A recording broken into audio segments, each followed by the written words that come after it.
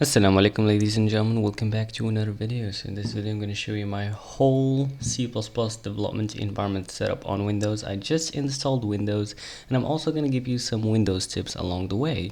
Alright, so let's get going. First of all, before you even breathe, make sure to go to and install Visual Studio Build Tools. So this will give you the MSVC compiler, which is the official Microsoft C++ and C compiler for Windows.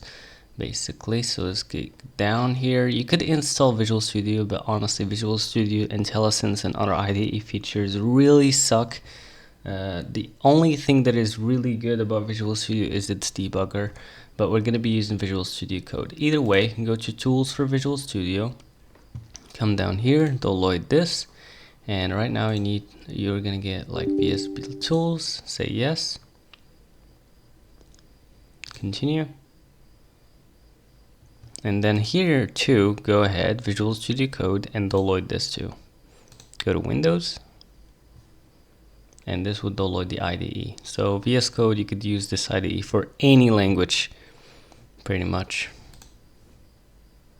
And there we go. While this is going, I could show you some really cool features. Like if you install this Wapalizer extension, you can see all the technologies this particular website is made in.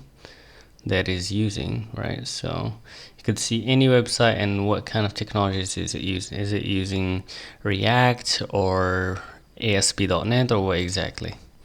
Which is pretty sick for web development. But yeah, other than that, there is uBlock Origin to block ads and trackers, and there's Dark Reader to basically make all the web pages you visit dark, like in a black kind of theme, right? In the dark theme. Other than that, so you're gonna get this, and you're gonna make sure to go ahead to desktop development for C++.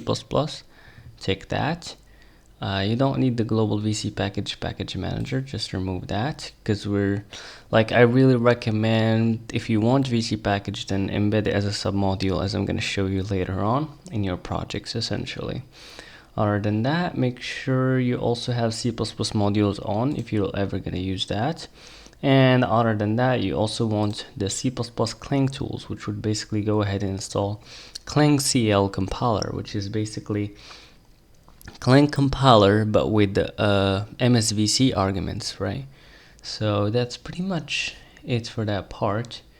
And then I'm pretty sure there's no git here, and there's no, well, yeah, cmake is already on, so that's good. Alright, let's just install this.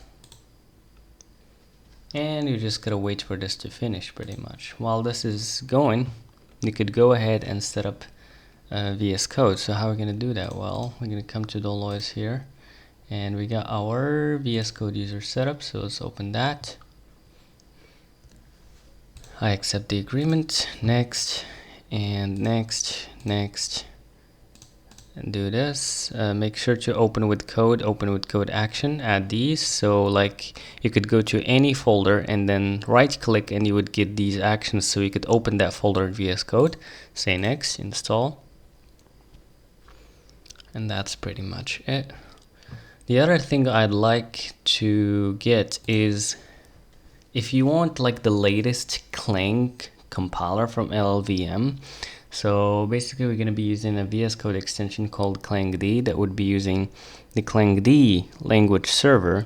If you want the latest version, I mean the clang-cl does come with the clangd server, but if you want the latest version, you're just going to look for llvm clang, or honestly, yeah, just look for the GitHub page and basically go to releases, and yeah, and you're gonna get here the latest version. You're gonna go to assets and you're gonna look for MSVC. Just download this, and there we go. This is still going, and Visual Studio Code is actually done. Great. The other thing we also want is Python. A lot of tools, even if you're gonna only be using C++, a lot of tools need Python. In fact, we're gonna be using Python to download cmake-formatter, pretty much. So Windows system must be updated for the latest. You can update variant. Okay, so we're also gonna be installing WSL, though sometimes it could fail at the end of it, at the end of installing. And if that happens, just restart basically your Windows and it would just work. After that, it would just continue its setup. Either way, let's go to downloads here, download Python, and here, while this is going, we could install the C++ extensions essentially. So install that and install the Python stuff and install the cmake tools and GitHub Copilot. You may want that too. Let me see. Here's an extension pack, in fact, but yeah. And there's also GitLens. What else? Whoops. And also material icon theme. That gives you all these icons basically in your files. And make sure to set it here. If that doesn't pop up, then just say Ctrl+Shift+P and set icons. And then just make sure to activate icon theme here, pretty much. Other than that, let's see what else. We also want the remote extensions of vscode. So you can, let's say, for example, open vscode from your machine into another machine, like let's say WSL or even your laptop or whatever. And yeah, so there's this extension pack here that gives you WSL, SSH, and all these cool things. Install that. Other than that, we also want errorlens. Errorlens, this would give us basically the errors and the warnings in front of the line where that error happened, right? Instead of having to actually hover over it, which is pretty time saving, pretty much. Other than that, we're also going to need cmake-format. And we're going to need clangd.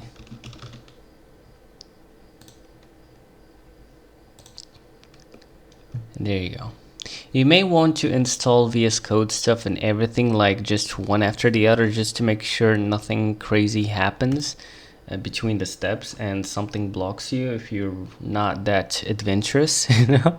By the way, on the llvm, this is, by the way, a pre-release version, so we're kind of on the bleeding edge here, so things could break, right? If you want to be safe, make sure to go with the latest version that is actually a release version. So in your case, you would go with this, though by the time of recording this video, you may be watching this while this llvm 21 is actually released, pretty much. But yeah, other than that, did we install Python yet? I don't think so.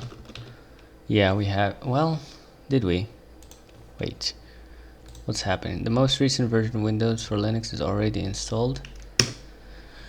Alright, cool. By the way, there's another little trick that you could add, is if you go to add features, turn Windows features on or off, there's all sorts of cool Windows hidden features that you can actually enable. So for example, there is Windows subsystem for Linux, make sure to enable that. And there's Windows Sandbox, I'm going to show you this in a second. And virtual machine platform and Windows hypervisor platform and Hyper-V. If you do have these. By the way, for example, Windows Sandbox is only available if you have Windows Pro. Otherwise, it wouldn't work. So let me show you the Windows Sandbox here. So if you actually run this, what you're going to get is a Windows VM that you could do literally anything here. You could even go with viruses and so on, though I wouldn't recommend that, because you're still connected to the internet, though you may find some way to actually disconnect the Windows Sandbox from the internet, and then you could do all sorts of crazy stuff. But even then, you may do some user error from your side, not like, but the actual thing itself is really sandbox. There's no way you were gonna get any viruses from it. But yeah, so you could save full screen here if you want. I'm not gonna do that. You could also toggle clipboard here, audio, video. For example, this tutorial that you follow right now, you could try all these steps inside of here. Once you're done, you could just close this and you're done. Everything that you ever done in that sandbox is gone pretty much, right? And if you want it again, you could just run the Windows sandbox again and you're gonna get a brand new Windows install with nothing on it. You could do literally anything you want. Again, once you're done with it, boom, gone. Also, you could actually share clipboard as you've seen here, and audio, etc., etc. You could even share folders pretty much. So this is very useful. Other than that, let's actually make sure Windows Python is installed right now. So use admin privileges and add Python to path. If you don't add Python to path, then you can't run it, and even your programs wouldn't be able to find it. And then click install now, say yes, and that would make sure to install Python. Other than that, you're also gonna need Git. So let's go to Doloids here, go to Windows, Git for Windows x64 setup, and it should be good to go.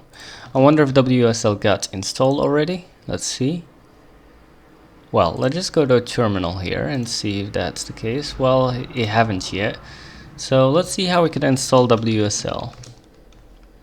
So we're just going to go to the wiki here and copy this line of code, go to the terminal and run that. And it's going to go ahead and download a distribution for you. In this case, it's Ubuntu. Though you could indeed change the distribution you want to install by saying wsl-install-d and the distro name. Like you could say wsl-install-d arch, which is pretty sick. Either way, let's also install Git here. Yes. And by the way, let's just remove Git vscode just so it doesn't interfere. Let's disable path length limit and close this. Perfect. Now let's say next, next.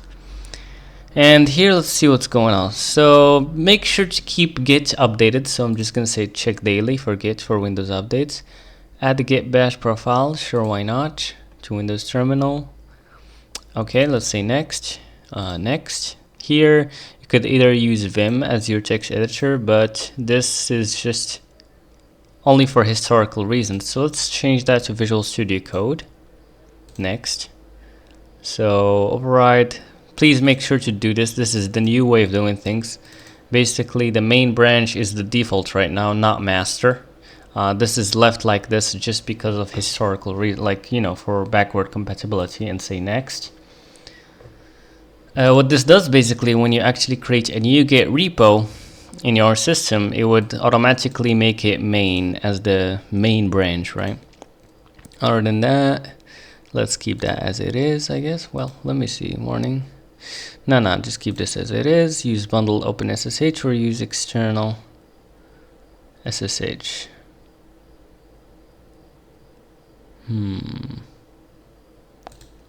Let's try this. Next. Use the native. Sure. Next. Next.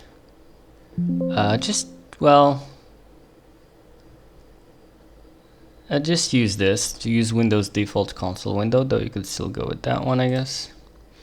And next, get credentials manager, net install, pretty much, and there you go. Now, as you can see, WSL got installed. So right now, if you actually restart your terminal, you're gonna find it. There you go, Ubuntu, and this might take a while. Create a default Unix user account, Coda Taco. Okay, so I'm gonna type a new password here. It's better if you make it stronger, but just because I'm recording, I don't want you to hear my actual password, but yeah. So there you go. Once you're done with that, now you actually got Linux inside of Windows. Perfect. Perfect. Lovely. if you want to install another distro, like let's say Arch Linux, then you're gonna say wsl -- list - online. And this is all the distributions that you can install, pretty much. So, but yeah, either way, let's also make sure to install the latest PowerShell. Installing PowerShell on Windows. So you could use WinGit, but honestly, I had a lot of trouble using WinGit with a lot of packages, so I don't use it anymore. I just go straight to the official source and download my stuff, pretty much. So here's 64. And let's download the PowerShell 7. Great. And we're done. Now we get git bash finish. Well, terminal. And let's just restart the terminal. And right now we should have git. As you can see, perfect. Perfect. And now that we got PowerShell, let's also download that. And our clang is done. So let's actually extract that. Let's also install this guy. Enable PowerShell remoting, disable telemetry. Let's just, yeah, fine. Add open here context, why not? Add run with PowerShell, why not? Next. Enable updating, sure. Use Microsoft, sure. Next. Install. Yes. And that should install that. Next up, I want to by the way, in terms of Clang, I forgot one little thing, is that you have two options. You either go with the Windows MSVC version, which is portable version, but there's another one, which is an exe. So like if you check it out, there's actually an exe installer.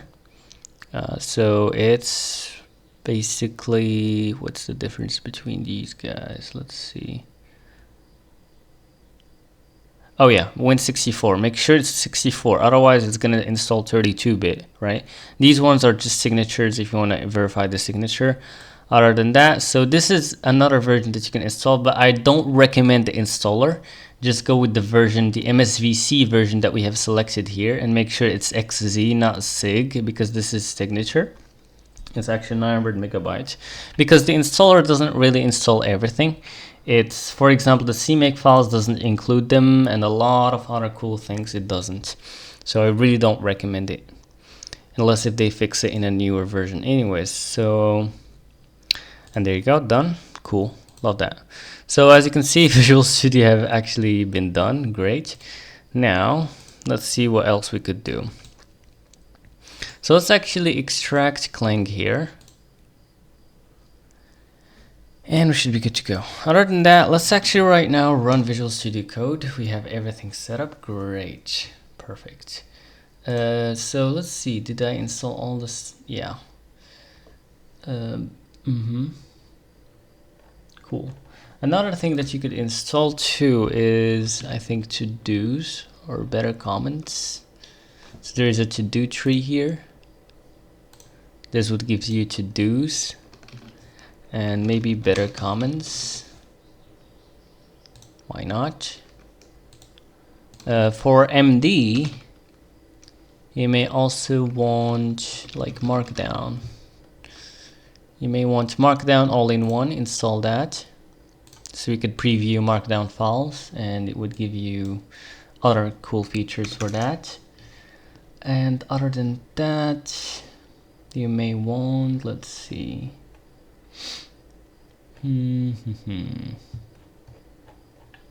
Yeah, I think that's pretty much it for now. Now let's say we want to compile OpenTTD game, right? So how are we gonna do that? Well, we're gonna look for OpenTTD GitHub. There we go. Now we're gonna use all the tools we have installed so far, pretty much. Also, by the way, for the cmake-format extension, it needs pip install cmake-format. Make sure you do that. So of course you need Python installed for this to work. I would go ahead and do that for you. Great. Now, by the way, if you had vscode installed like open while you're installing this stuff, please restart it. Otherwise it wouldn't find it until you restart it. Okay, cool. So now let's copy this guy. And by the way, I'd like to also make a dev drive. Create a dev drive. And I'm poor, so I only have one NVMe drive. I have another drive, but it's not as fast. So what I'm gonna do, I'm just gonna basically go ahead and look for disks, right? By the way, if you wanna help me financially, you can basically subscribe to this channel, like using a membership, or you could just send it like a text, sorry, thanks donation, I think, super thanks, I think, yeah, but yeah, other than that, and thanks for random YouTuber. He's basically really helping me out for every single video almost. So I'm really thankful for that. He's my only member currently. But yeah, other than that, let's get going. All right, so I have my C drive here. I have this other drive here, but it's not as fast. So instead what I'm gonna do here is I'm just gonna shrink this volume. And then I'm basically gonna make a second D drive from this single one, right? So for div drives to work, you need at least 50 gigabytes. So I'm gonna go with 52,000 and shrink. Make sure this is the exact thing and make sure you have enough space for it. Shrink. And I'm just gonna verify, by the way, you could use these like tasks by, so basically what I'm gonna do, Control Windows and then arrow keys, and then I can go to my second desktop, right? Which is pretty sick. I'm just basically verifying, making sure that my recording is still on, which is great, lovely. Other than that, let's get going. All right, so as you can see right now, we have a new partition that is unallocated of 50 gigabyte. Perfect. Now let's create a div drive and let's select my 50 gigabyte. Make sure you're selecting the right disk, otherwise you may do something crazy, okay? Next.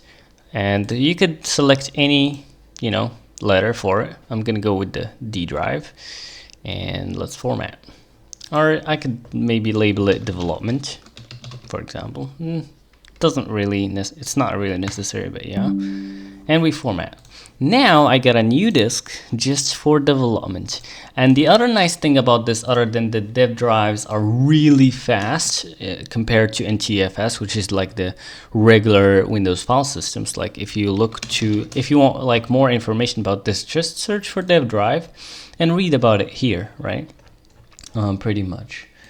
Other than that, we also want to change the VC package. VC package is basically the C++ package manager that we're going to be using to install dependencies. So what you're going to find in the C++ ecosystem is that it's really fragmented. Most people aren't really using CMake to its full potential. They're using some really older flavors which really suck, and everybody's not like using the same way of doing things, which again making like Deloitte libraries and installing them really painful in C++ compared to other languages. But VC package really solves all of that. It's made by Windows. I'm gonna show you after, like in a second, how to actually create your own projects. We're gonna start by actually compiling OpenTTD, which is a game, an open source game that also uses VC package, but we'll see about that. And it also uses CMake, right? Either way, we also want to change the VC package path because we're using a dev drive. We want also our VC package cache to go there. So cache path. So the binary cache, here we go. So disabling default binary, disable NV binary. So let's actually say this. Let's see this about. All right. So binary cache is configured with environment variable VC package and the command line option binary source. Okay, so let's set this. All right. So make sure you are on Windows PowerShell here, and we're gonna basically copy that, paste it here, and set the path to our D drive. So here we're gonna basically make a new folder for VC package. VC package cache, basically. And we're just gonna copy this, paste it here. The other nice thing about a separate partition for your development is that you don't have to have the big path for your project files, right? You just have D and then your project name or whatever. And there you go. The term is not recognized as the name of a cmd function. Huh. Weird. Okay, just make sure to have this on, which is pretty sick. All right, lovely. Other than that, what else are we gonna do? I'm so sorry for this being all over the place. Anyways, let's go to our D drive here. Right? And here I'm actually just gonna make like, let's make a folder for all our projects. New folder. And let's call this projects. And here we could do whichever we want. So cd projects. And right now what we're gonna do is git clone. Then we're gonna basically copy that OpenTTD here, copy, and then paste it there essentially. And what this would do, it would take these files right here and put them into an OpenTTD folder inside of your D drive projects folder. So we could open it using code, using code. And that's pretty much it. Pretty much it. I think also another thing is that our clang is done, probably. Yeah, it seems like it's done. So what I'm gonna do, I'm just also gonna say Control X to cut it, and then I'm gonna also put it into my development drive, because why not? Here I'm gonna make a new folder called Tools, just to stay organized. You could like put it anywhere you want, and I'm gonna paste it there essentially. Come on. It's gonna take a while apparently, huh? Well, that makes sense because it's also doing some stuff on the disk here through Git.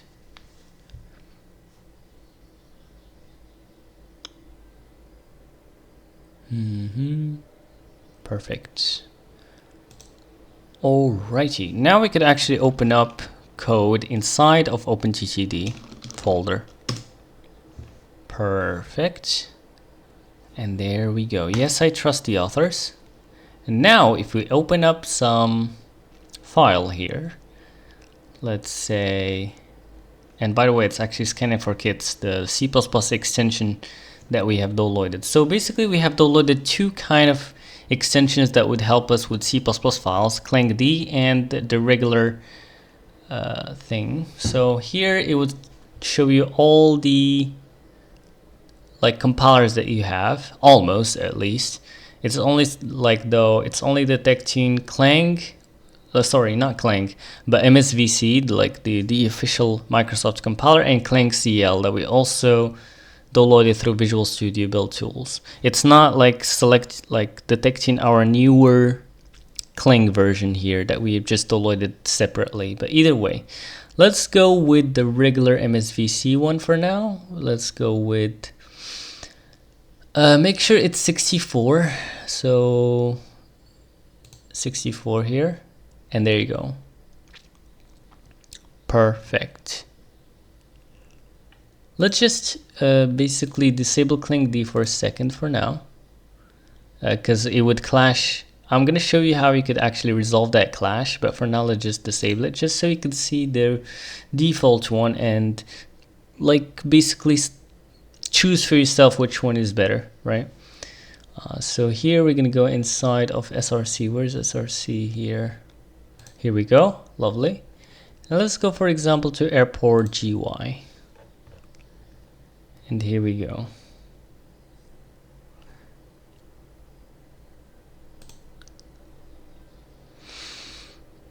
For more information, CPP formatting. Code format is used settings from editor config instead of clang format. Anyways. So as you can see, the default version is not really detecting a lot of things like here, the includes and stuff. It just doesn't work. And let's actually try to debug this right now, and then it's gonna tell you, or like you can choose which target you want to run. Here, let's go with OpenTTD and let's see what it's gonna do.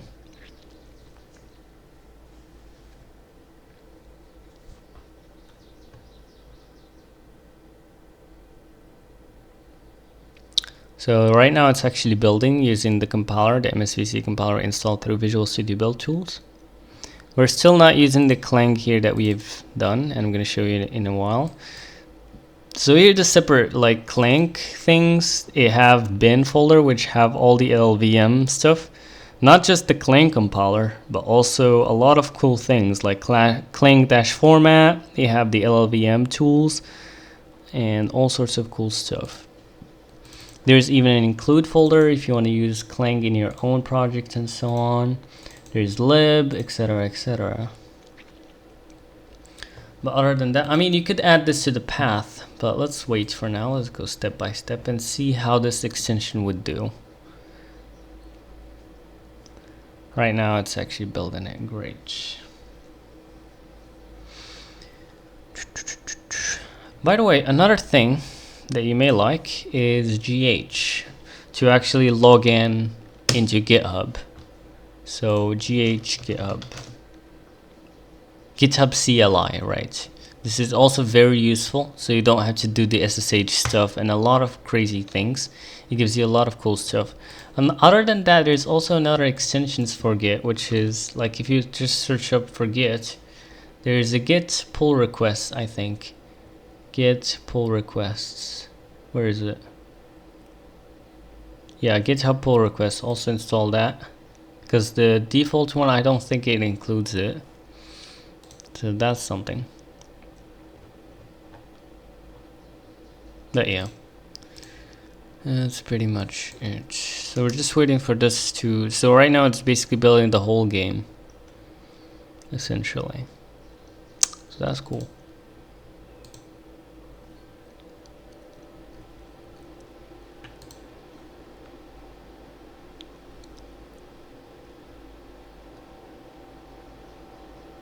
Oh boy, my Windows is going crazy right now, my CPU. If you go to Task Manager right here, you can see what's going on. As you can see, CPU 1% pretty much. Even Task Manager is not that responsive right now. Let's go. Alright, as you can see, CL, the Microsoft C++ compiler. It's basically running in all threads, in all cores, pretty much. If you want to check all your cores, you could go here, and here we go, CPU. I got 6 cores, 12 logical ones, and I got virtualization enabled. This is what allows Hyper-V. Oh, by the way, in terms of Hyper-V that we have enabled earlier, if you have enabled that feature, then you get a Hyper-V manager. Instead of using VirtualBox, which sucks, and all sorts of other VMs and so on, Windows already have something for you officially, which is Hyper-V manager. And like you just, I don't even remember how do you use this. Let's see. Oh yeah, you go to your desktop, I think, and yeah, you say quick create here. And right now, you could actually spin up any VM you want. So while the Windows Sandbox is pretty useful, you know, but it doesn't persist. There is ways, there's like, you could actually make Windows Sandbox scripts. Windows Sandbox scripts.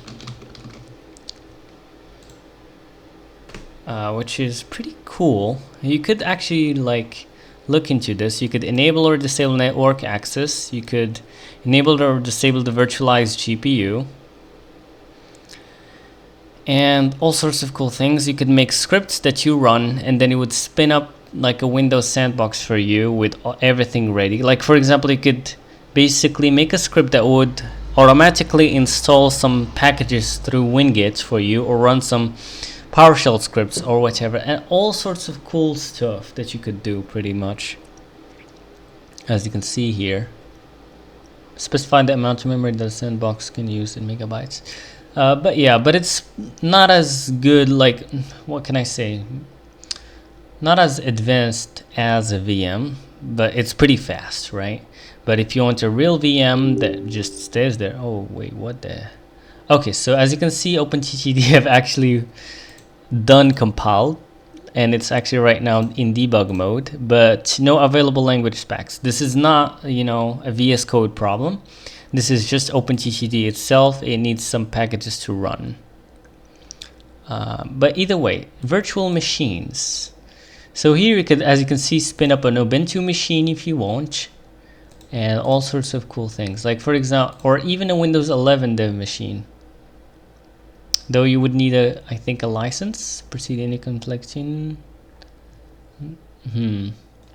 But yeah, we could try that later on. Either way. Other than that, let's see what else we could do here. And you could even make like virtual networks and so on. Yeah, pretty useful, especially if you're doing like cybersecurity stuff, then this is pretty useful. Anyways, let's go back here. What's up? So if you just debug this, no available language packs, invalid versions, weird.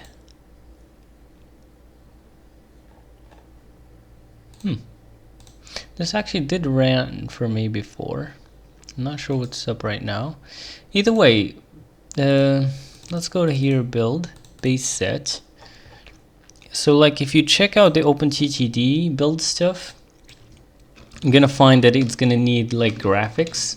So OpenGFX, it doesn't come with graphics. So let's install this, OpenGFX. Downloading, well, wait, how do I just install this?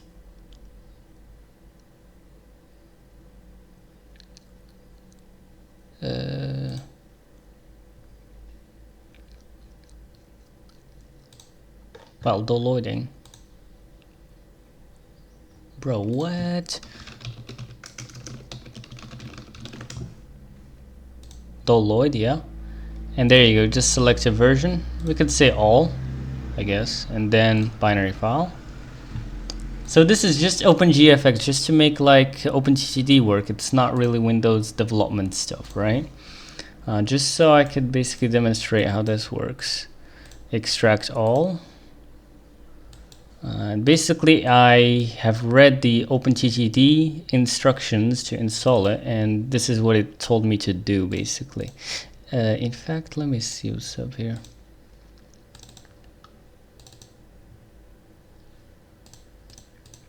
What did I do?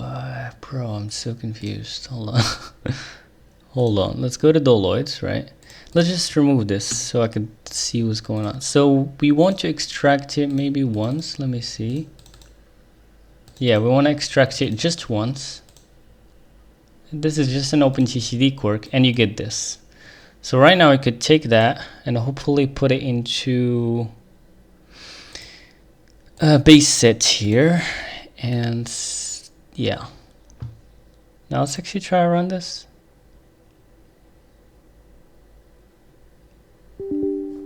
Well, actually let's try to run it just by itself without the debugger. Would that work now? Still no. What the heck? That's definitely so strange. It should work. Let's try to run OpenTTD binary directly here.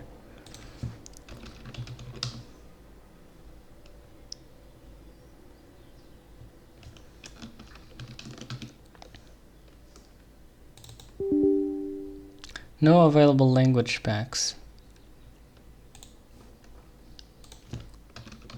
OpenTTD, no available language packs.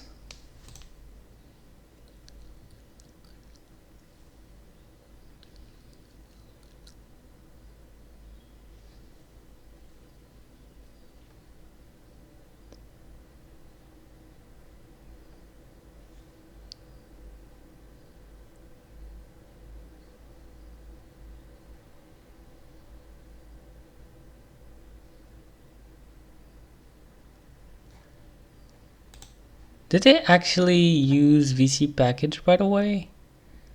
Did it? Let's see, where's vcpkg here? I'm pretty sure they haven't. I think. Yeah, you know why? Because the C++ extension really suck, right? So what I'm gonna do actually, I'm gonna disable that for a second, right? And this is why you shouldn't use it, really, especially for CMake projects. I'm gonna go with my clangd. This is the one that I really recommend using, but it's gonna tell you that the clangd language server was not found on your path. Would you like to download it and install? We're not gonna do that because we can actually give it the path. So how are we gonna do that? We could either go to settings here, like the user settings JSON, right? And then we can give it the path. So like clangd.path. And then here you give it the clangd where it is, right? So here we have two options. We can either give it the clang-cl compiler that we have installed with Visual Studio, or we could give it the clang-llvm latest version that we have downloaded. So let's start where, like, if you want to use the clang-cl version and you want to, you know, stay safe basically and stay in line with the Visual Studio tools versions and so on. Either way, so how are you going to do this? Well, you're going to go to program files x86. You're going to go to Microsoft Visual Studio 2022 build tools, and here you're going to find, let's see, if you want, by the way, to find the cmake, I think, and the Ninja, you probably want the dia SDK here, bin, and then emd62. No, not that. Weird. Wait, lib AMD64? No, that's the debug stuff. Oh, my bad. Yeah, sorry, comment 7, yeah. Tools. And should be here somewhere. Pretty sure it was here somewhere. IDE maybe?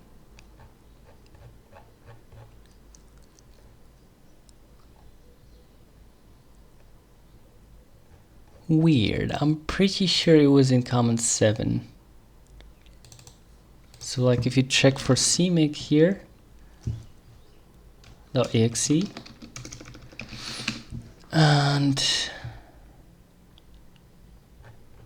here we go. It's where? By the way, if you do shift right click, then it would, wait, where? Shift right click, it would give you directly the menu instead of having to do right click then show more options. But yeah, let's try to basically go ahead and open file location, and as you can see, here's where cmake is. So it's in where? So IDE common 7 IDE common extensions Microsoft cmake bin. Alright, so these paths are really confusing, but yeah. If you want like to find the compilers, you could go to VC. If you want C#, then here's the compilers here, VB, and so on. So we're gonna go with C++. So tools. So here you got the MSVC compiler stuff and toolchain, and here the LLVM, the clang-cl stuff. So in our case, we want clangd, and clangd exists in the LLVM toolchain. So we're gonna go here. And we're going to go to x64. Make sure, if you go to bin, then you can get the 32-bit version. Make sure to go to 64-bit. Go to bin, and here you go. So you can find the clang-format here. You can find clang itself, clang C++, all sorts of cool stuff. So here we're going to look for clangd. So, or we're just going to basically copy this path here and paste it here. And then we're just going to fix the path here, like this. So instead of like backward slash, we're gonna use a regular slash, or you could do double backslash to escape the backslash. And then make sure to add, I guess, clang, or maybe let's just do this. Maybe let's see, expected comma. Make sure to add a comma there, and let's restart clangd. Oh, let's actually restart the whole vscode. Now let's see if it's gonna find it right now. Let's look for, let's say,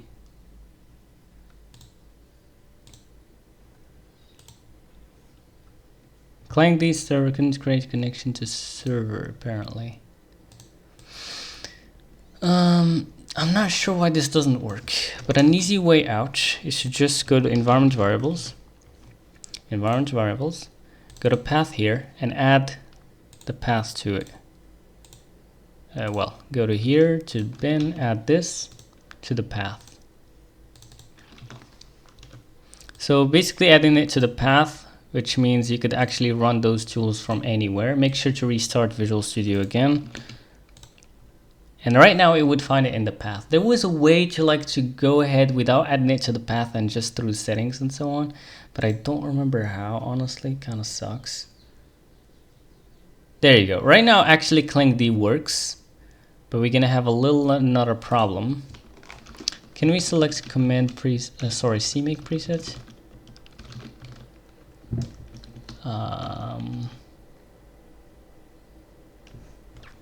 What if we run this now?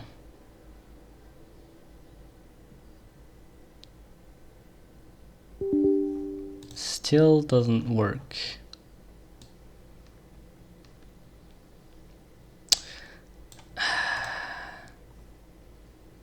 Don't know why. Either way, as you can see, clangd doesn't work. So how we could fix it? Well, we could go to settings, preferences, settings, and look for clangd. And, or actually not clangd, go to cmake tools, copy compile commands, and tell it to basically copy the compile commands inside of the root directory, right? So /compile commands. Otherwise, you know why this doesn't work? Because the compile commands is generated inside of build. Well, honestly, it's not even generated yet. But keep this so it does copy it to the root directory. But you need this, and you also need, let's go to settings, JSON. You also need another one, which is cmake configure args. And basically add -d, the cmake compile commands, I think, is equal to on. Though let me make sure this variable is actually right. Let's see. Sorry, this is the actual variable. cmake export compile commands. And yeah. -d. Alright, cool. So now this should probably work. Let's just restart vscode. And right now it should generate compile commands for us. Though actually another thing, you need to make sure that the generator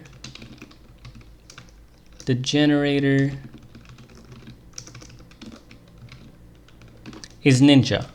Otherwise this wouldn't work too, because if it's the default one, which is like Visual Studio, it's not able to export compile commands, which suck. So make sure you're also using Ninja. And if everything goes well, then we should have that on. And in fact, maybe that's why that didn't work. So what we're gonna do is just gonna say clear, like cmake. Well, actually it's already doing it since it's another generator, I guess. Let's make sure it did. So Ninja. Yeah, as you can see, that's G Ninja. Now let's just launch, and hopefully this would fix the problem actually. As you can see, there's a lot of foot guns when it comes to C++ stuff, and you just got a glimpse of it on how I debug my stuff and so on. Alright, I'm pretty sure you got confused there a bit, but you're just gonna get used to it, unfortunately. But I'm just hoping that these kind of videos really help someone out there, pretty much. You also want to sign in into GitHub Copilot if you want to use that, but I'm not going to do this in this video.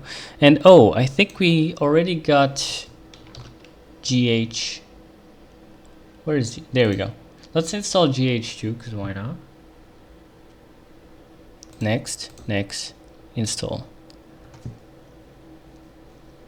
If you don't have something that you don't understand here, please let me know so I can make a video on it, separate video. Right now I'm just, you know, taking you through how I set up my own environment.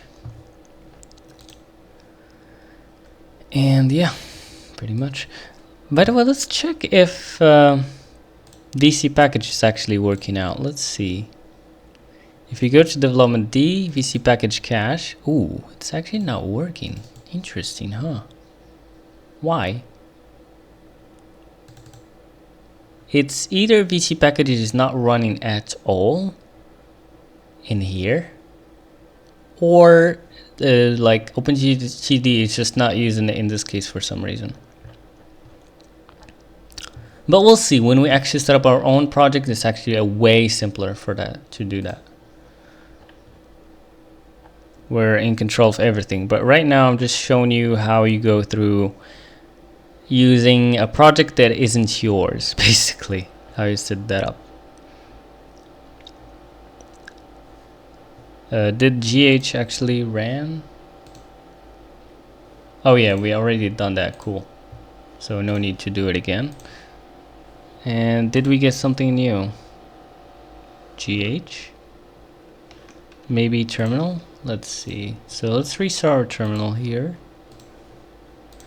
And let's say GH. Wait, come on, dude. Bruh. Bruh. Okay, because, well, the compiler is running under the hood and like my OBS recording, so it's pretty slow, fortunately. And oh, we got an error again, apparently, for some reason. Which really sucks. You know what we could do, honestly? Well, actually, it's still building. Weird. Either way, let's try to run a PowerShell here. And let's try GH. Did it get installed? Well, I guess we're gonna find out. And yeah, there you go. GH got installed, which is great. Now we could use GH to actually log in into our GitHub. So we could use git, let's say, to push into our own repos and so on. So git auth, I think. So GH auth. Yeah, oh yeah, so you have login, logout, refresh, setup git, etc. And the build is actually done. And okay, so it worked. Perfect. Let's go, baby. And we actually added the... Did we? Well, hold on. Only a fallback sound set was found. If you want sound... Yeah, so it did pick up on the graphics pack that I added. That's why this is working. Otherwise, it wouldn't work. It would actually tell you that there's no graphics pack. Now, as you can see right now, this works. Let's also add the... So as you can see, the problem was that we weren't probably using the Ninja generator. And for... And this should actually work. Why it's not working? Is it generating the compile commands?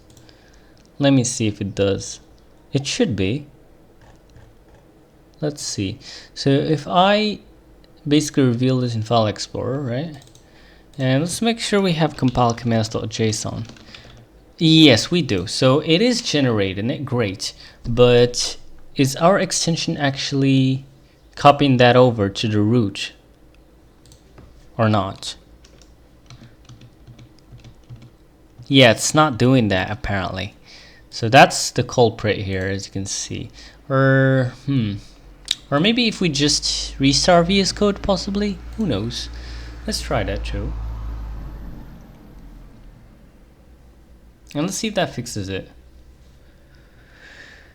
And it's still indexing. And do we have compile commands here? Well, let's see. And no, it's not really doing that. Yep. Doesn't seem, but it's still indexing, so let's wait for it to index fully. Then we could troubleshoot the problem. It's probably because my settings isn't correct, I guess. Let's see. copy compile commands. Great. Instead of dot, what I want to do is I think I don't remember this, like the Visual Studio Code variables. So Visual Studio Code settings variables project directory. I don't remember exactly. Probably the workspace folder, I guess. Let's check this out. Make sure this is above Visual Studio Code.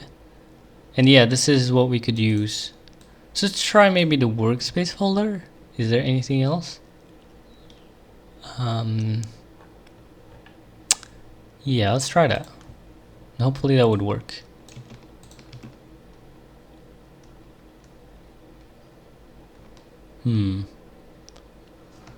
Now let's just clear the cache, the cmake cache, and redo this.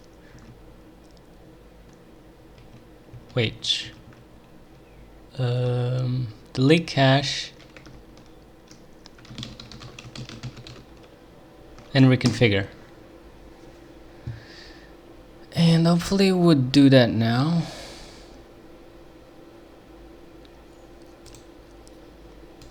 Do I have compile commands now?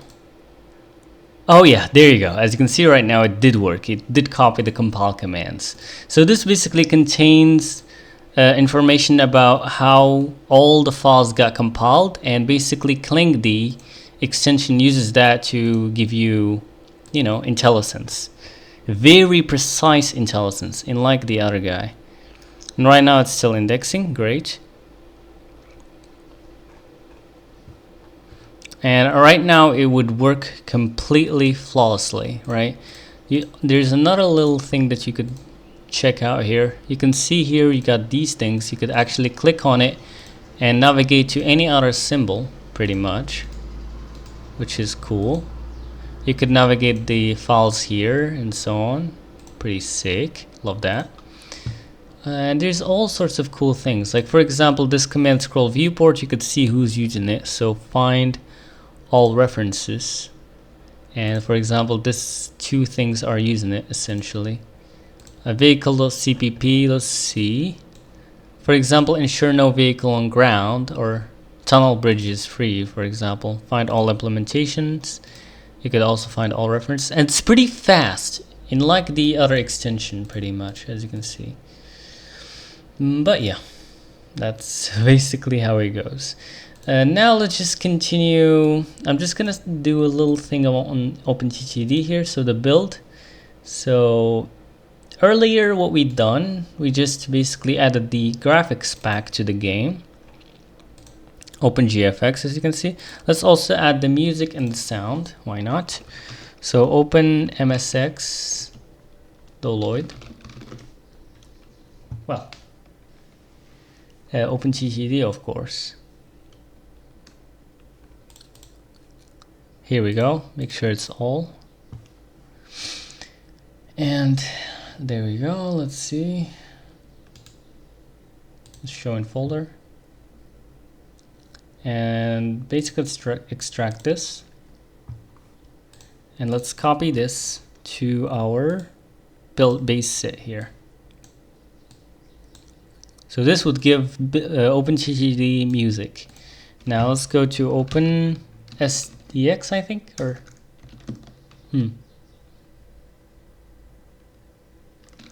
I think I don't remember. Like OpenTTD, Open Sound, Open SFX, sorry.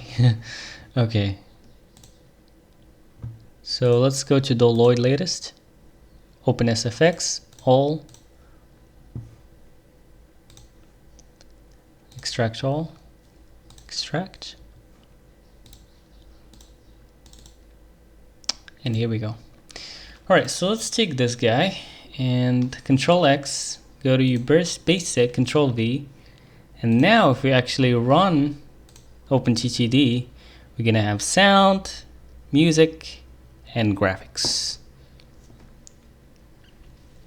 I'm not sure why I have recompiled everything. That's weird, but yeah.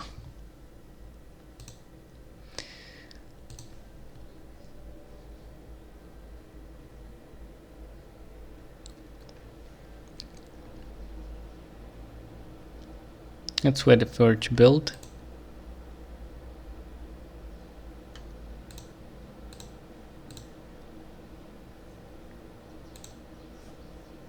So let's go back to this GH stuff that we have here. We could basically say GH auth login. And then it should open up a web page where we can log in into our GitHub. So here you tell it where do you use GitHub. So github.com, because you could use other, where's your preferred protocol for Git operation on this host. It's better to use SSH, though I'm not sure how much it takes. Generate a new SSH key to add to your GitHub account, yes. Enter a passphrase for your new SSH key, just optional. Title for your SSH key, just enter. How do you like to authenticate GitHub CLI? You could either paste an authentication key or log in with a web browser. First, copy your one-time code. Press enter to open in your browser. Okay. You need to make sure to copy that code, basically. Come here, and I'm gonna just continue with Google, and hopefully I'm gonna log into my account here real quick. Gonna paste in that. The heck, dude? Verify. What? Oh, well, hold on. Let me do the two authentication for my GitHub real quick. So I'm using Authenticator to do two. Yeah. Alright, so okay. Perfect. Continue. Now we need to give it that code. Now I can authorize. And now I have actually logged in into my account. Logged in using the SSH key, as you can see, which is perfect. Love that. Now if I want to use GitHub to push requests, like pull requests or anything, then it's just gonna work, which is lovely. So yeah, pretty much. I think right now I can sign into Git Copilot 2. Continue. Open. There we go. Right now we also got GitHub Copilot, which would help you like write code using AI. And right now OpenTTD is running. And we should have, do we have sound on? Okay, I could select OpenSFX here that we have just added ourselves. Hardware acceleration on, vsync on, because why not? OpenGFX here. No music. It should, like, I don't know why it didn't pick up on my music. Hold on. Why? Let me see. Build. Base set. I do have OpenMSX here, so I'm not sure why it didn't do that. Weird. Let's rerun OpenTTD and see.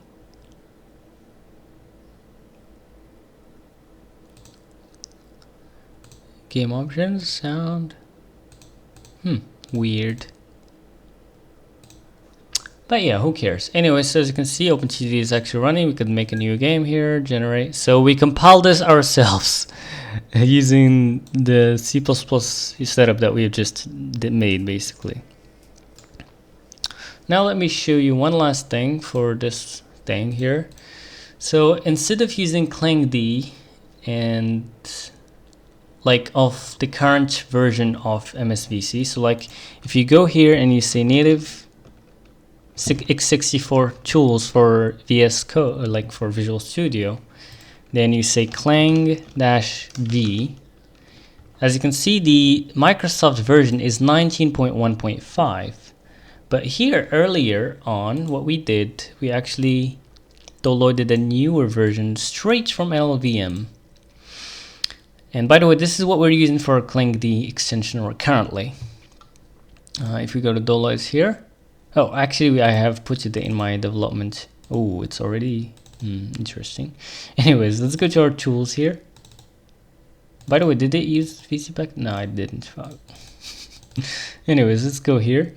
And as you can see, if we actually run cmd here, and we say clang-v, it's going to give us clang 21.1.0, which is a pre-release version. So if we want our extension to use the latest version instead, what we could do, we could go to our environment variables here, as we've done earlier, path, and then I'm going to remove this, the one that we've done earlier, and paste this instead. And make sure, of course, to restart your vscode. And once you restart your vscode, you should be using the latest version instead of Microsoft one, which should in theory be faster and have more features than the 19, than Clang 19 basically, which is cool. Also, another thing is that vscode itself would actually detect Clang. So as you can see right now, it's actually working just fine. And in fact, if you go here to clangd, you may be able to find that. I don't know. Yeah, well, let's see. Yeah, as you can see, it's actually using our clangd here. There you go. Perfect. Love that. 21. Yeah, look at that. Which is perfect. So this is basically the logs of the extension here. And it's actually currently indexing. Yeah, that's pretty much it. If you want to change the compiler here, so instead of using MSVC, you could change the kit. So cmake select a kit, and then I guess you could select is it picking up on my Clang? It's not. So let's tell it where to look. So we're gonna give it a specific directory. Tools, this, select folder.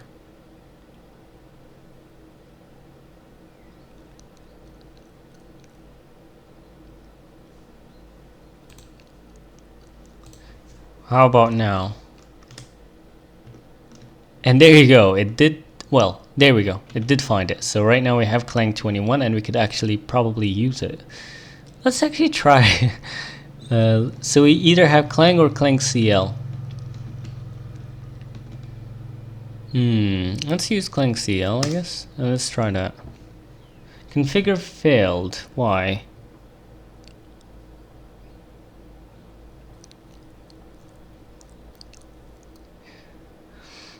I was unable to find a program corresponding to Ninja. Okay, so we couldn't find Ninja apparently. Let's add that to the path too. And you could either use the Ninja that is inside of the Visual Studio tools, like you could go and look for Ninja there. So where's the Explorer here? If you go to this PC, local disk C, and you go to Program Files, Visual Studio. Where the heck is Visual Studio? There we go. 2022 build tools. VC, is it? No, Common 7, I think. Now let's look for Ninja here. There you go. We could basically open file location, and it's right around here. So we could either add this to the path or just install Ninja ourselves. In fact, fine, let's install Ninja ourselves. Well, Windows. And this would actually give us the latest Ninja build. Download the Ninja binary, and let's go. So in fact, if we use the VS native tools and we look for Ninja version, oh, how do you 1.12.1, this one is 1.13.1. so Ninja Windows, extract all, extract, and here you got Ninja. So what you could do is just copy this to your tools directory, and there you go. And you could just add this to the path. Environment variables, path, and add this to. Okay, perfect. Now just rerun vscode. And let's see what's gonna happen if it works. I'm not sure if Clang would work with OpenTTD because it's not made by me.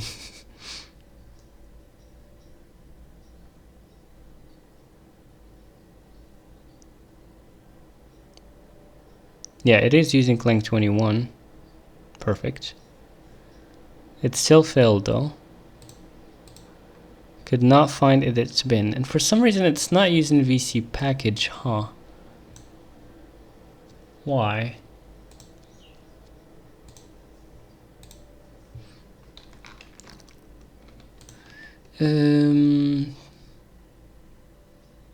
Why?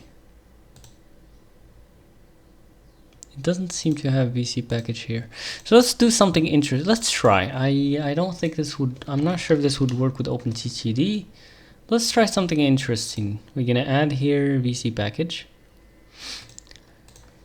as a submodule to this thing, or we could just clone it, I don't care. Yeah. Give submodule, add this. Whoops, not in the build directory. In the root directory. So here I just set cd ... to go to the parent directory basically. And let's see if this would work out.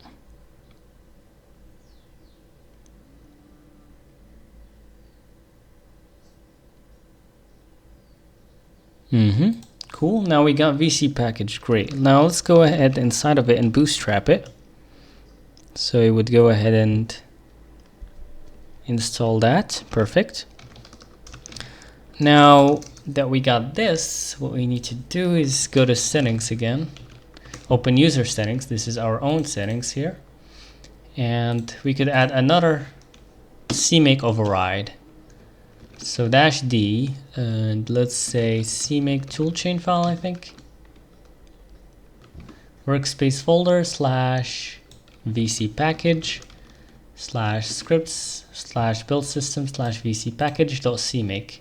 If you can't find it yourself, like you could just go vcpkg here and scripts, build systems, and there we go, vcpkg cmake. You know, just copy this relative path and you should be good to go. Just paste it here and you should, and just like replace these slashes. And yeah, now let's actually see if this would actually work. I don't know, I have never tried this. Delete cache and reconfigure of cmake. And what's up? It didn't use vcpkg still, even though I told it to use cmake toolchain file, huh? Cmake toolchain file. Yeah, so apparently maybe it doesn't respect it, or there's some flag to actually enable it. I mean, let's check out cmake here. cmake-less vcpkg. Anything about vcpkg here?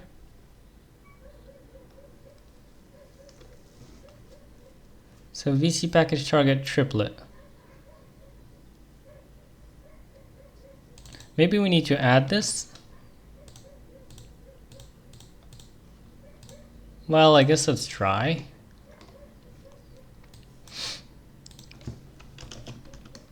-d vcpkg target triplet. Well, not ARM64 Windows, x64 Windows pretty much. Let's see if that helps. Maybe OpenTTD only uses that if it's...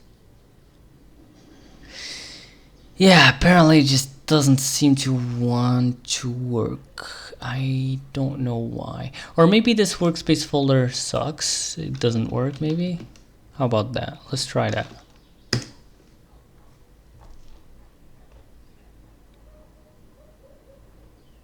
Nah, it just doesn't work. I don't know why.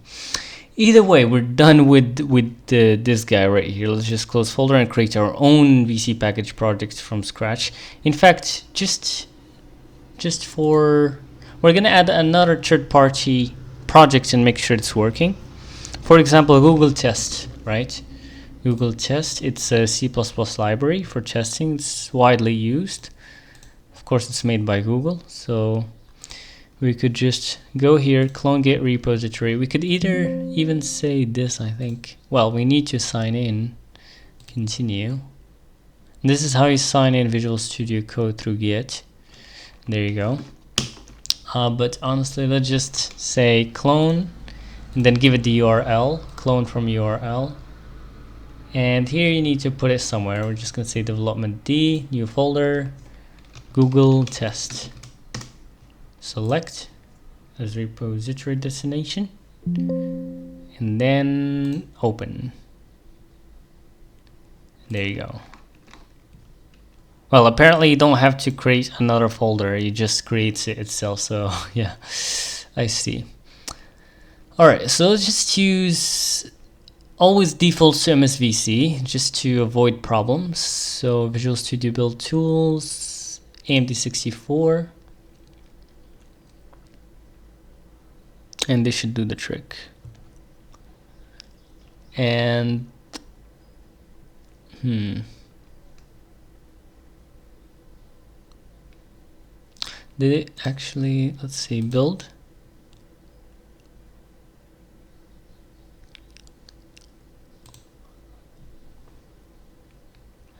And let's see if the, well, hold on. Where's the source code here? Google Test and src. File not found. Do we have cmake presets here?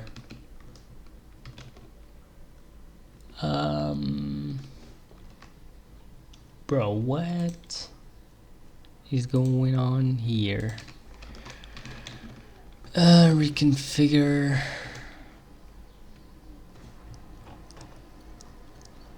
Though you may want to remove that cmake toolchain file, honestly. It may suck. So let's actually remove it, really. Let's remove that. Only keep the export compile commands to force all projects to do that, basically, and force the ninja generator so that works. And of course, copy compile commands. In fact, hold on one second. Compile commands.json here. So yeah. Alright, so delete cache and reconfigure, please. And let's build. And there you go. We got compile commands.json. Perfect. Perfect. Now this should work in theory. So let's maybe restart clangd. And yeah, right now it's index. Okay, so right now it actually works, as you can see, which is perfect. Love that. Alright, so basically I've shown you how you could build this project, and as you can see, clangd is working flawlessly, which is great. By the way, if you still want to use the other extension, C++ extension 2 with this, you could enable it, but just make sure to remove its IntelliSense and use it for everything else, like debugging. So ccpp.IntelliSense engine. Yeah, as you can see, it already tells you to do that. So disable IntelliSense. Just don't save. Disable IntelliSense, and it would do that for you. And reload.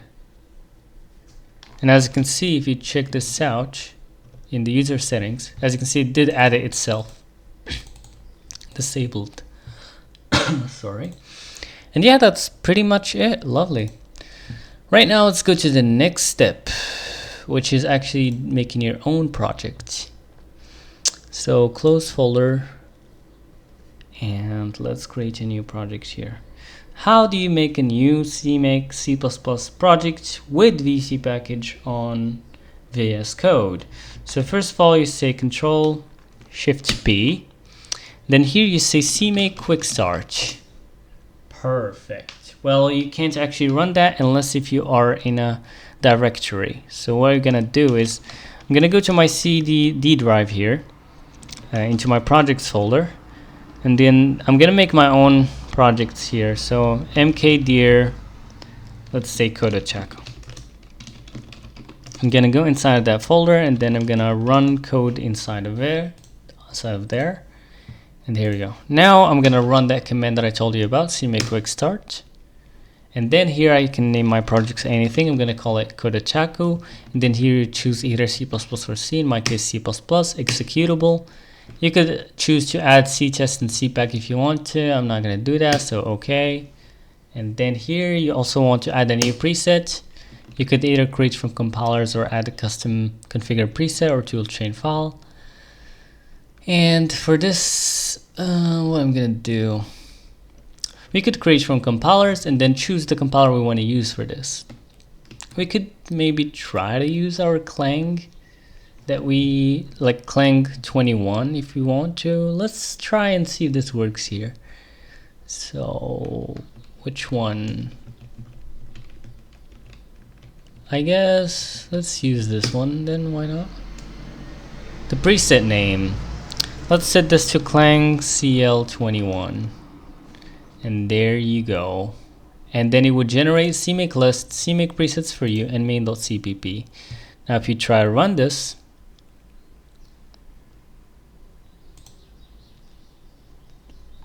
let's see if it actually works.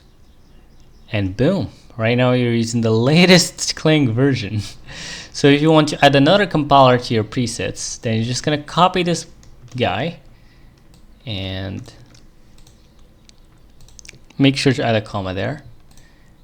If you want to say, well, we don't need this description, honestly. You don't need.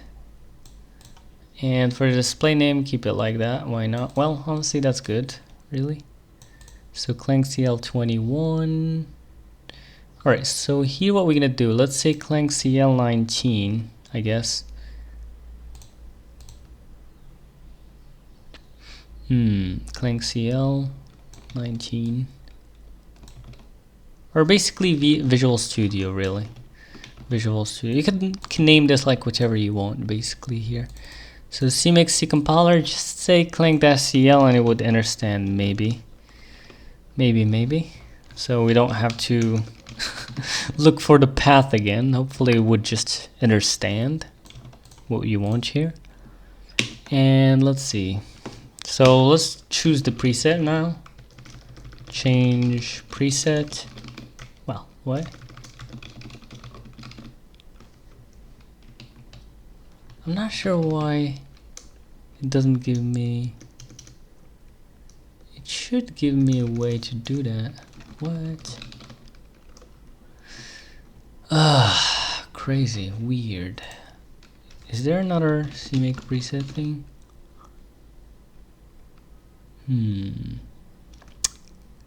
Well, maybe if we just like restart this guy. Let's see now. Would it actually give me?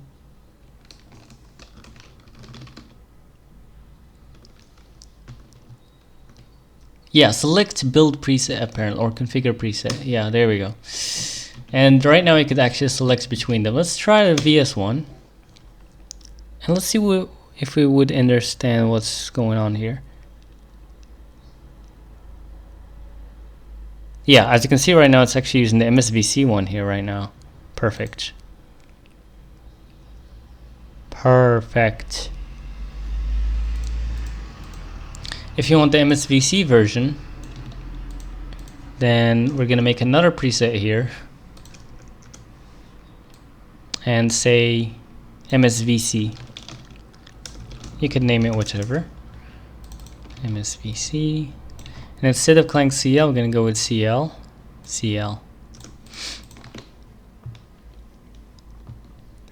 And now we could select a preset, configure preset, MSVC. And right now we're going to be using the MSVC compiler.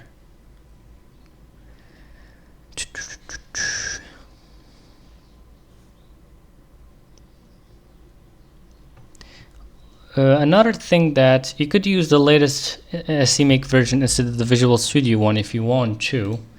If you look for cmake, well, cmake Doloid cmake, then you could also install the latest version. So Windows 64 installer here.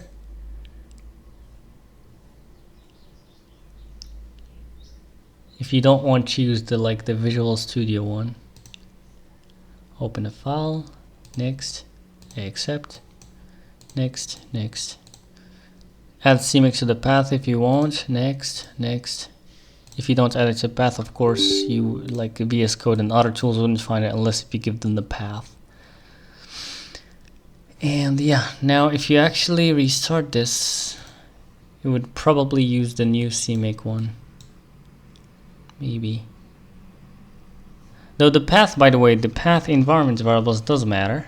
Like it basically checks them in order. I'm not sure if it selects, checks the first one or the last one. Probably the first one. If it doesn't find it, then it checks the next one and so on. I believe. So yeah. And now let's finish this. And right now, go to VS Code. Let's see if it's actually using our new cmake. Or is it using the Visual Studio one now?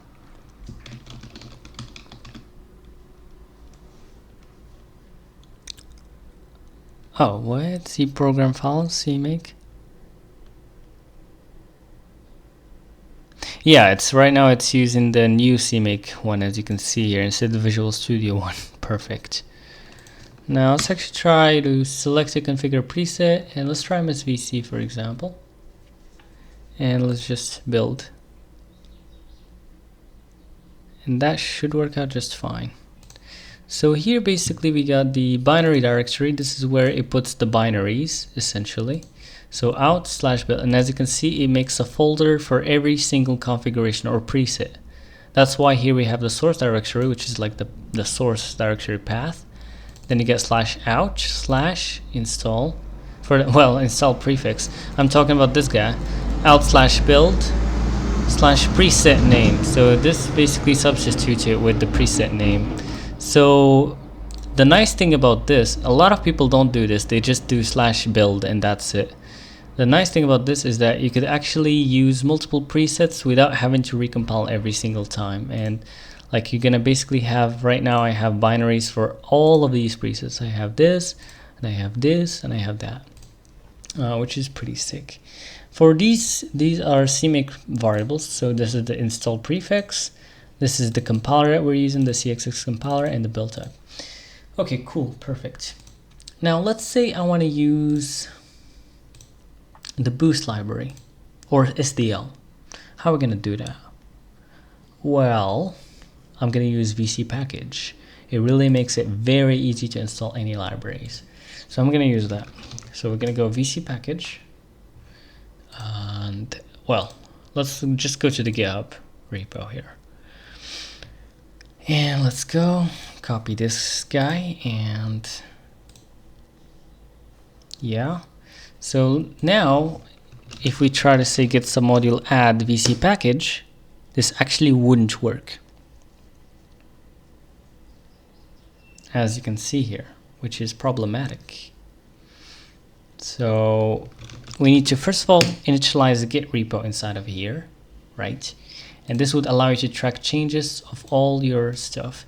And also make sure to add a .gitignore here, gitignore, and then you could add the out directory so it doesn't include the build stuff in your thing. Hopefully it does. For some reason it's still ignored.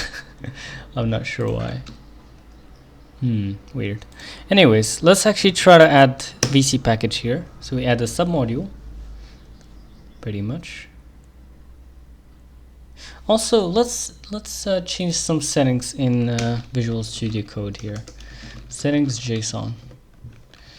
So some things that I'd like to do is, first of all, mouse wheel zoom.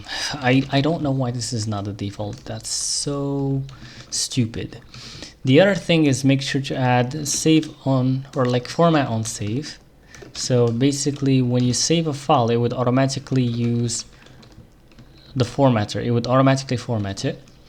The other thing I'd like to do is change the font to JetBrains font, which is much nicer on the eye. So font,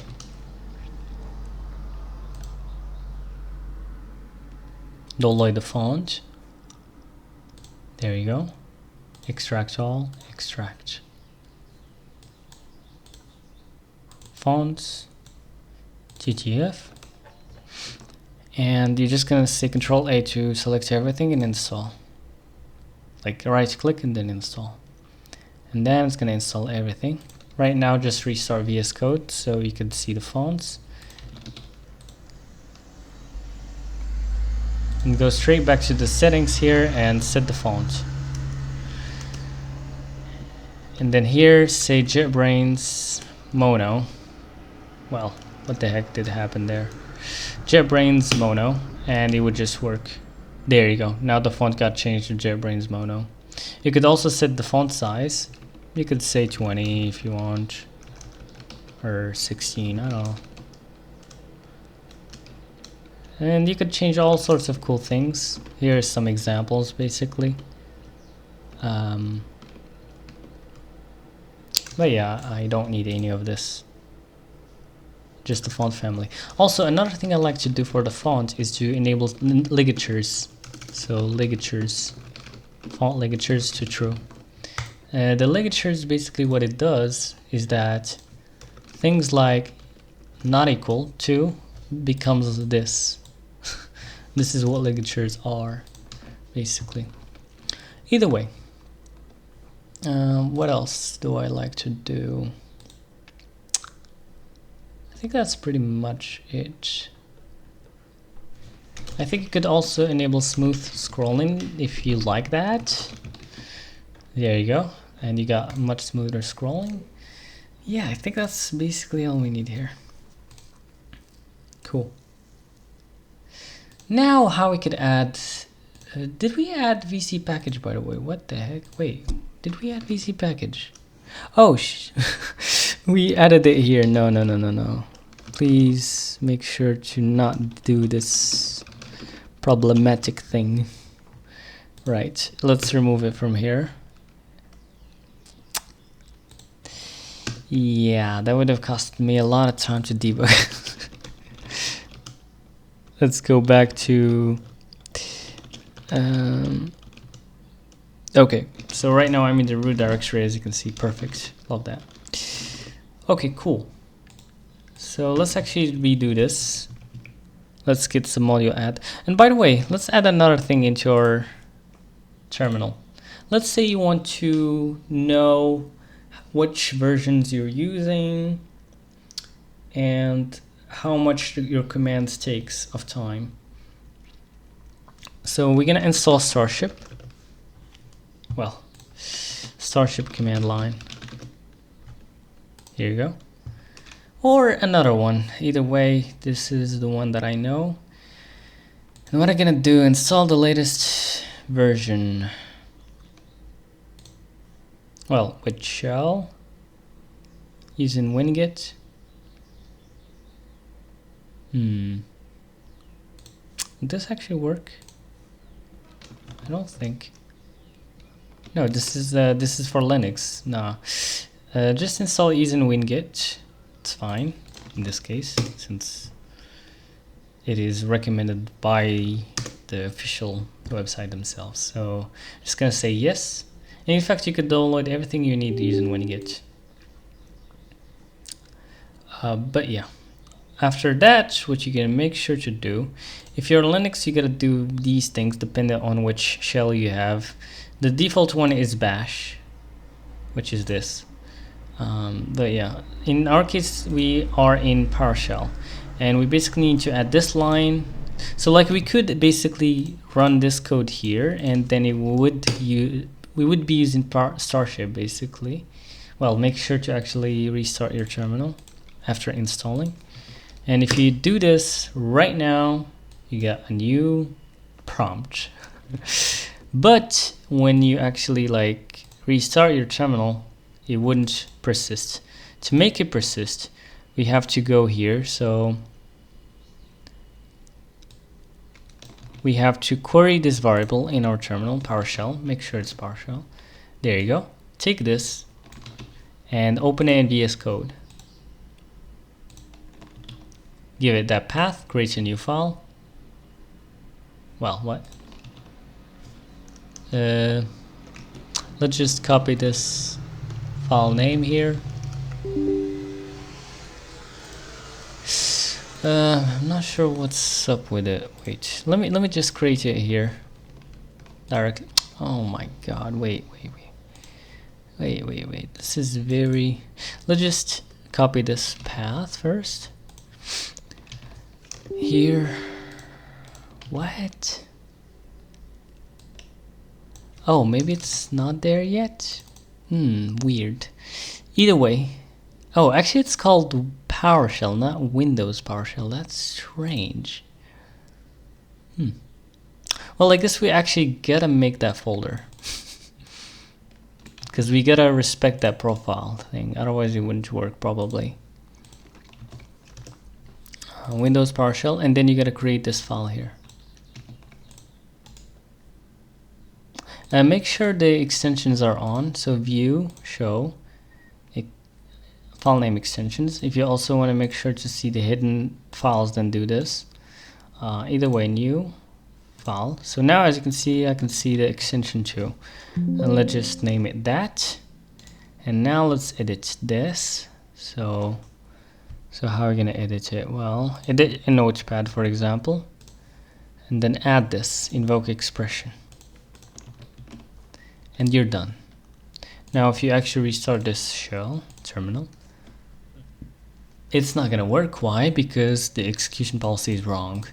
So how I can change the execution policy? Set execution policy, and let's see, remote signed. There's a whole lot of options that you could check out yourself. So remote signed dash, yeah, that's basically it, honestly. Well, we can't actually change this if we're not administrators, so let's make sure and do this. How am I gonna do this? Weird. Run as administrator, yes. And let's go. And now, if I rerun a shell, right now it automatically gets loaded for me, which is perfect. It does take quite some time in Windows. It's a bit slow for some reason. But other than that, you're good to go. Now let's actually restart VS Code here. And it would also get the same thing there.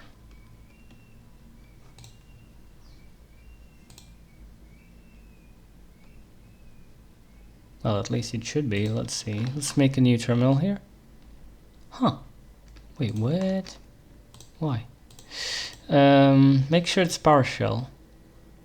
Wait, what? It should work on VS Code too. Why it doesn't? That's very strange. You know what I'm gonna do, just to make sure, I'm gonna take this guy and copy it here too.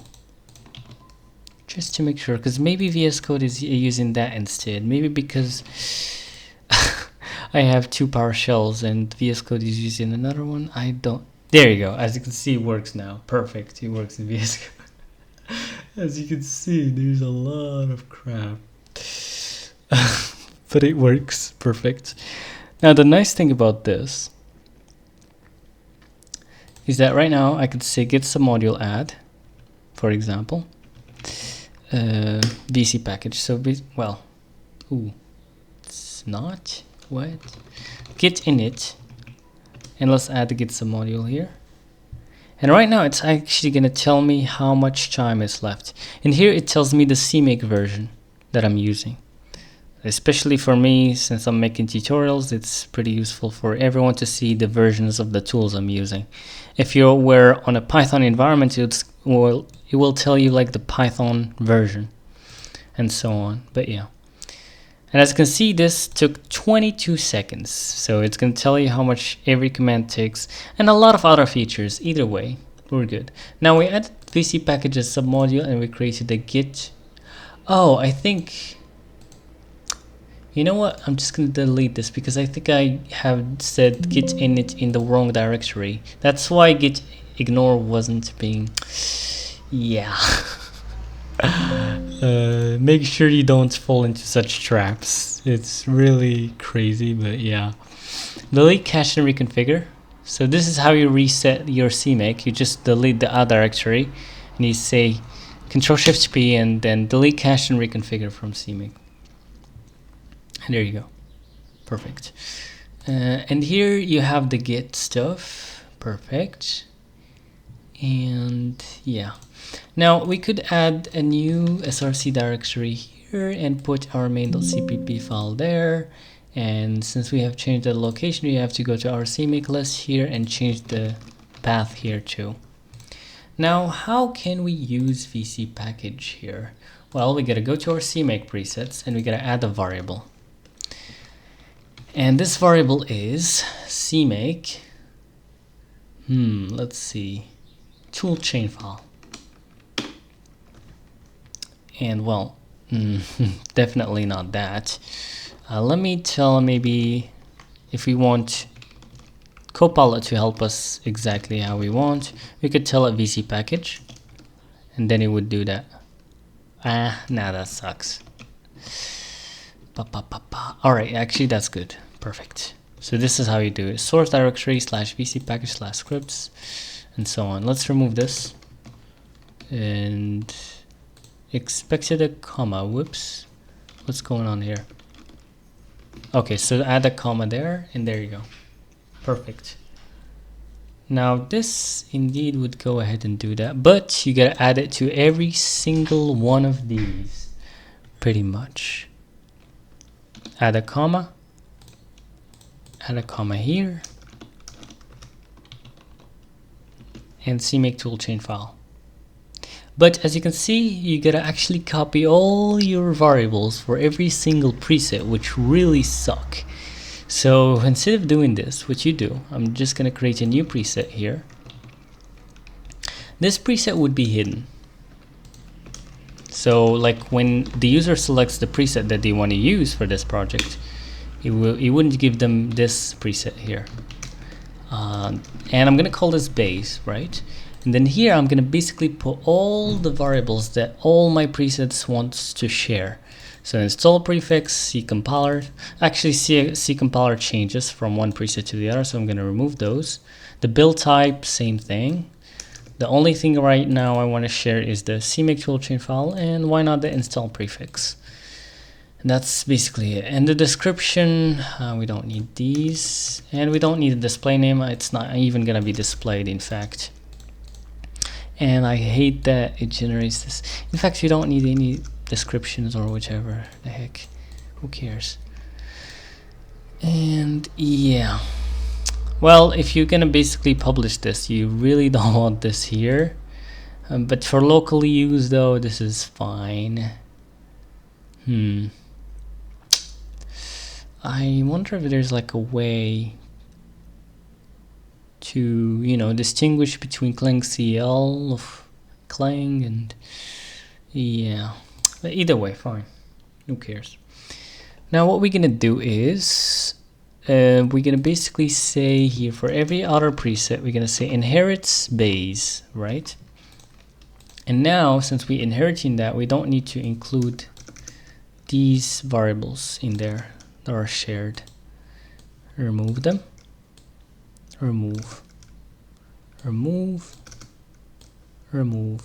Make sure the commas match, and we're good to go. Other thing that you could possibly do here is, honestly, let's just remove this clang-cl thing. It's just, you know, not cool. right? So here we can just say clang-cl. Usually this is what you like, so just you have cl here,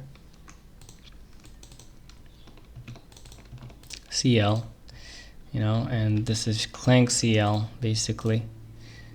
And cl, instead of .exe, you probably just want cl like that, so it's cross-platform, anyone could use it. Yeah, perfect. Now this is actually debug though. So what you really want to do, you want to do something similar to this guy. You want to again say hidden equal to true, and we don't need a display name. Also, the binary there it's already shared, so you don't need it in every cmake presets, as long as it inherits from that guy. Binary there, remove it, remove the display. Oops, I hate that. All right, so there we go. So this will only set the compilers basically. You see what I mean here? It's only set the you're gonna see what I'm gonna do in a second here. So these only sets the compiler. Also, this would be hidden too. And next step, we're also gonna have other ones that are hidden, but these one would be for the debug. So for debug, we're not gonna include these. We're gonna say cmake build type debug. And of course, this would be hidden. These don't need to inherit base just yet. These are just basic blocks basically, and we're gonna make one for release essentially. Release.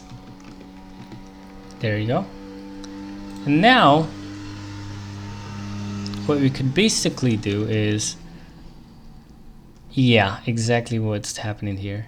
So we could create configurations where we just inherit base, clang-cl, and debug, and so on.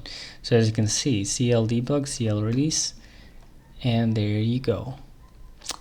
There. In fact, you could even set the, like, is it Windows or what exactly? Like, what you could do to here is you could add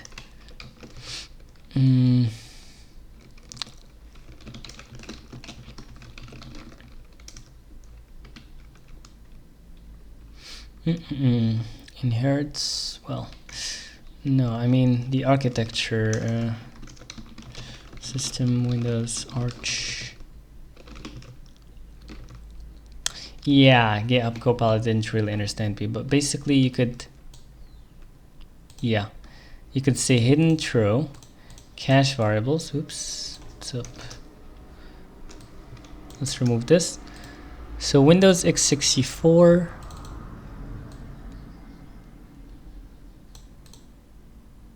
and yeah, Linux x64, same thing. Mac OS ARM.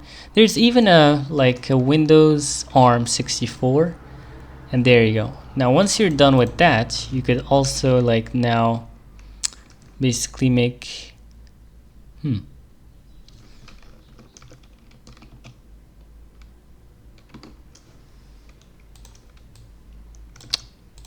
So now these would inherit base, clang-cl, Windows x64, debug, and so on. Right now you're just gonna basically make all of the other combinations, as you can see, and anyone could choose whichever you want. Though, hold on, yeah, perfect. Now if you say select preset here,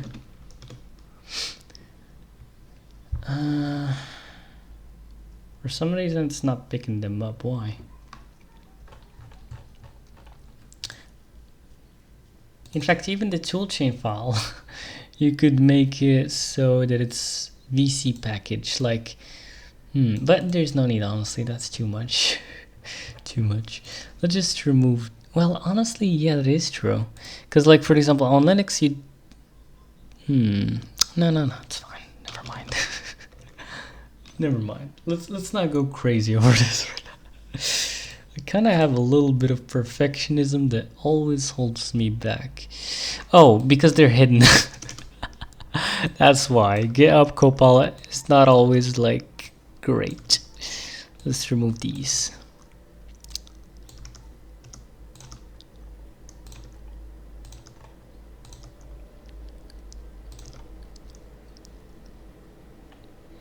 hidden, and yeah, that's basically it.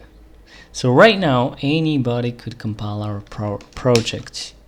Select configure preset and you have all these configurations. Now of course it does actually show me the other. I wonder if I could actually like cross compile to Linux. I don't think so, but I mean we could try it. We could try it.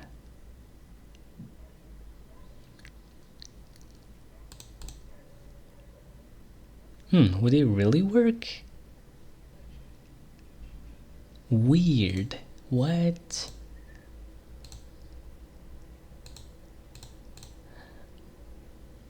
What?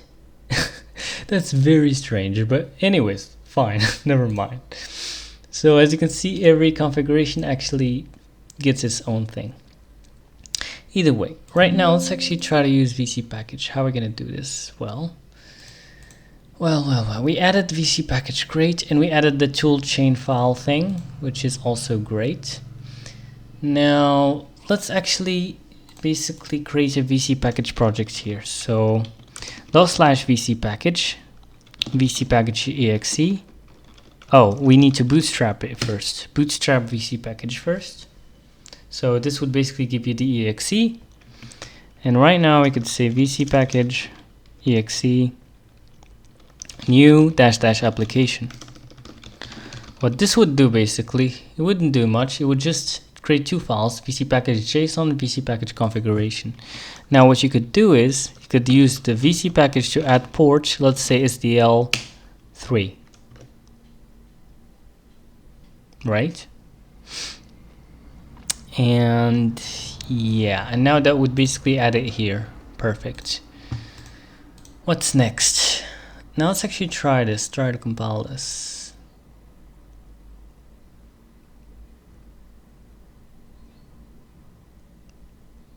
Whoops, let's actually change the preset, sorry.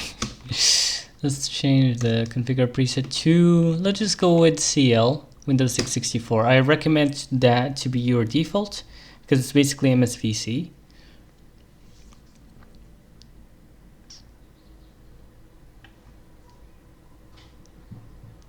And let's just remove this and start over, honestly. Delete cache and reconfigure.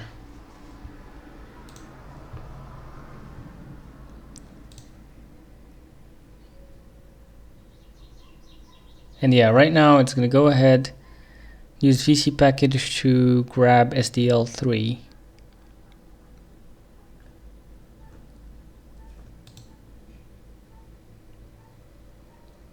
There you go, it's building it right now. Let's see if it actually have right now used our directory that we have set earlier. It didn't. That's interesting. You haven't respected that for some reason. I'm not sure. Yeah, I think I know why. So let's say cache path. Binary cache path, yeah. This guy. Let's go to the environment variables. Now do this only if you wanted to like change the path. If you're okay with the default path, then fine. But here we could go to here and create a new variable, call it that, and here change it to whatever you want. In my case, I'm going to change it to this path here.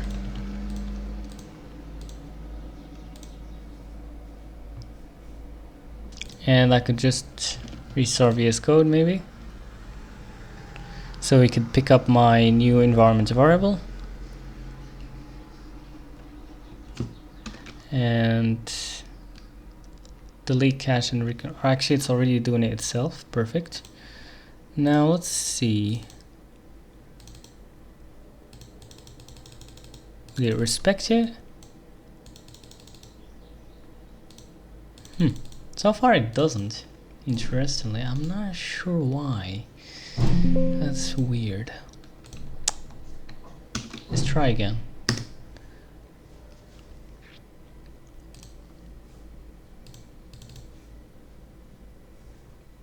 Okay, right now it does actually respect it. I just basically deleted the out directory and try it again. As you can see right now, you're going to see all the vcpkg binaries that are cached. So what's happening here? Let me just explain to you. So any project that uses vcpkg inside of the project as a submodule, like basically what happens is that vcpkg would go ahead, for example here, and compile SDL from source for that particular configuration. In our case it's Windows and CL, and then it would basically calculate an ID, which is a hash here, alright, and then it would, after the build is done, it would put all those binaries here. So any other project that you make that is uses vcpkg, it would first of all calculate the hash of the configuration, and if it does find it in the cache, then it's not going to redo this again. It's not going to redo the build, it's just going to use the one that is cached here. So you don't have to recompile SDL, let's say from scratch once again for every single project you have, basically.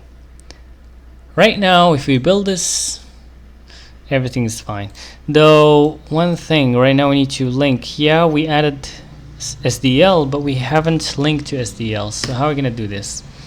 So after the configure is done, it actually tells you what to do. As you can see here, find package SDL config required. Oops. So just copy that, go to your cmake list, and add that. And same thing here, target link libraries. Instead of main, we're going to go with here with code-attacker, or you could use the project name variable. Project name, and there you go. Now this would link for you SDL automatically.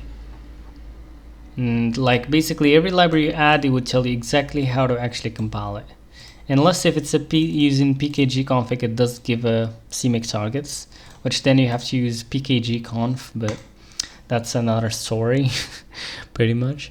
But yeah, right now if you actually build this, it would go ahead and make a executable that actually uses SDL. Pretty much.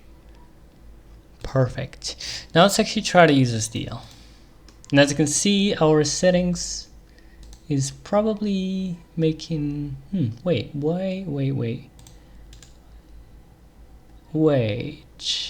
is it creating the compile commands though? Wait, it doesn't seem like it though, for some reason. Why? That's strange. But if I say SDL here, it doesn't work. I mean, it should be. I mean, we're adding these cmake export compile commands on. And to be honest with you, I want to add it to my project too, because why not? To my presets. So here, go to cmake presets. I'm gonna add it here just in case.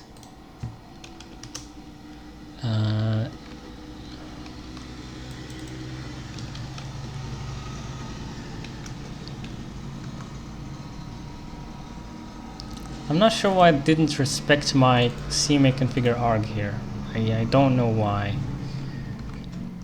Let's delete the cache and reconfigure, and hopefully this time we would respect it, since I added it into the preset even. Now anybody who's using the preset would automatically get that export compile commands, which is cool. And I don't know why all projects actually enables it by default. I don't know.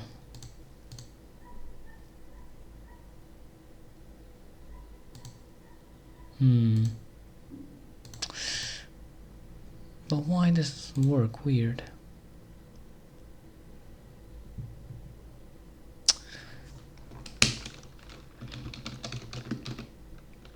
How do you select the target? Set build target, code-attacker. And now let's try.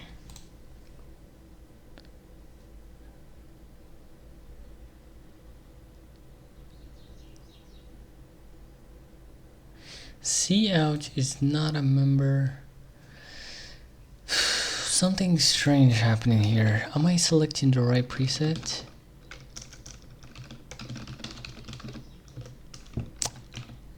Well, not Clang, but CL Windows x64. And let me just re-verify the preset itself, in fact.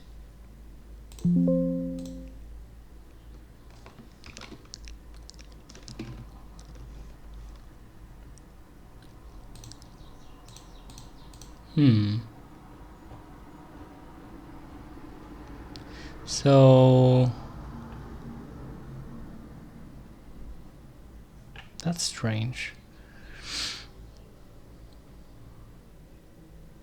Oh, it is actually using the freaking Visual Studio generator for whatever reason, which is interesting. So let's actually make sure that it does use the right cmake generator here, because otherwise it wouldn't export compile commands. Okay, delete cache and reconfigure. Clang, well, cl Windows 64.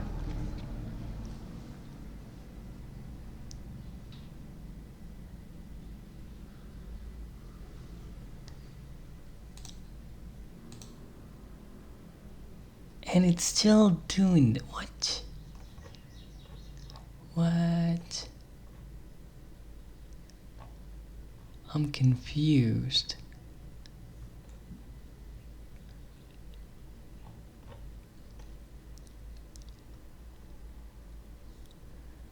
Generate does not support.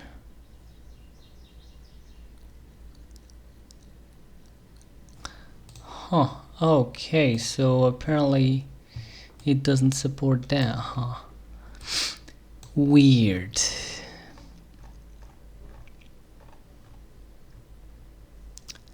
Windows x64. So I think this generator platform thing is the culprit. Well, maybe what I really mean is target architecture is what I really mean here. Yeah, probably. But to be honest with you, let's just remove this for now. Just remove this.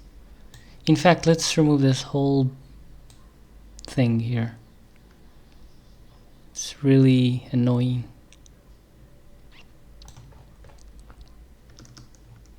If you want to do that, do it. But yeah, I'm not gonna bother with it here. Just gonna remove all this stuff right now and just simplify things.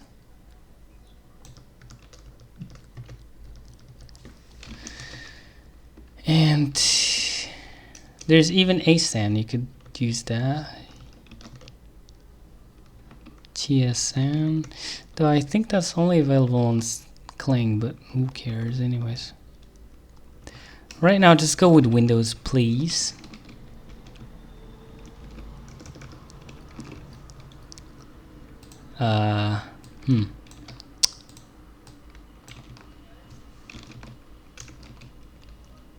Well, remove this.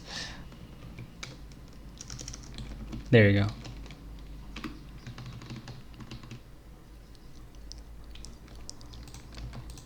go. Let's try now.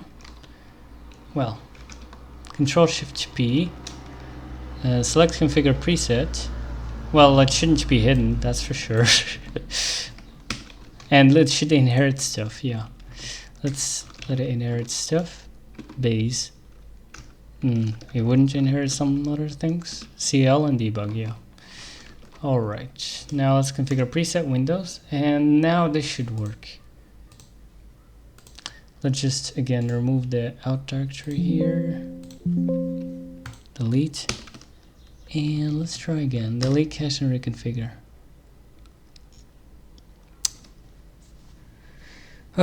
Okay, so that was a lot. Alright, right now we got the compile commands. I'll try this at home. Alright, dude. Oh my god. Alright, so let's actually say SDL init. SDL init video.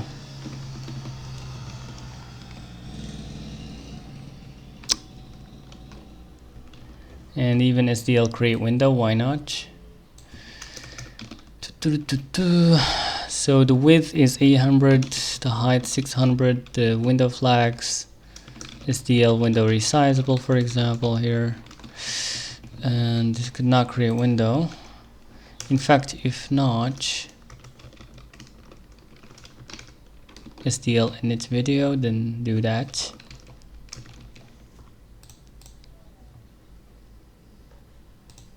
And let's just remove the other stuff here. And yeah, right here, let's just say while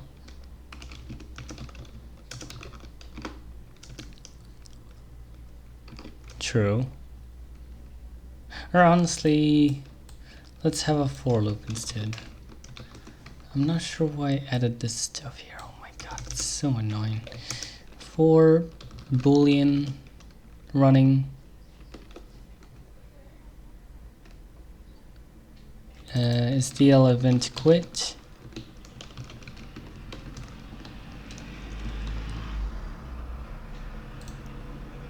Nah, just don't do nothing. And let's try this out.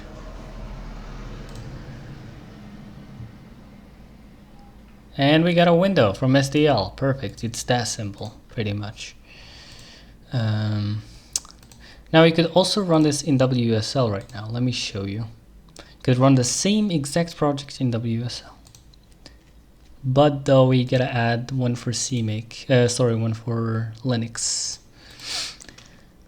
So how are we gonna do that? Well, same name, Linux. Whoops, no need for macOS, at least for now. I'm not gonna test it, so I'm not gonna add it. So base clang. You could use either GCC or clang. Fine, let's use clang.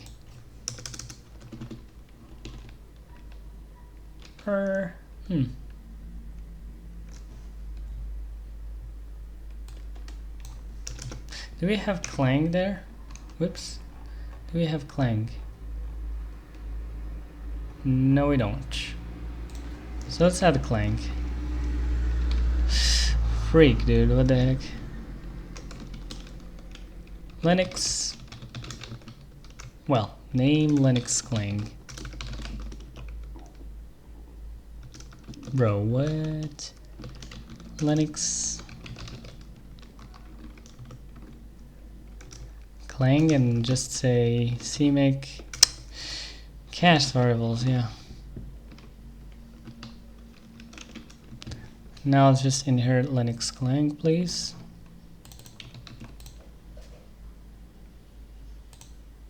Now what I'm gonna do, since I'm in WSL, I could say code dot, and then it would install vscode server in Linux here in Ubuntu. And then I could test from Linux. I could open up vscode there. And there you go. Yes, I trust the authors. And right now I'm in Ubuntu. Perfect. So how are we gonna do this? Well,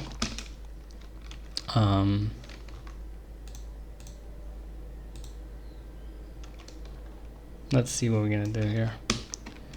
Set cmake preset. Well, select preset.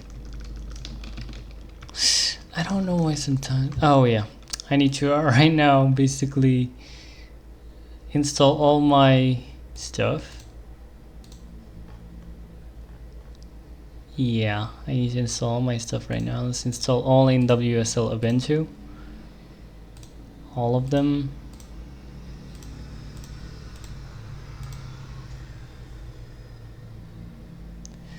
And I need some packages here. So I don't have clang, right? Yes, I don't. So sudo apt install clang, and I think also clang tools, which contains the clangd that clangd needs. Well, has no installation candidate. Well, sudo apt update first of all. Make sure to update your WSL before you use it.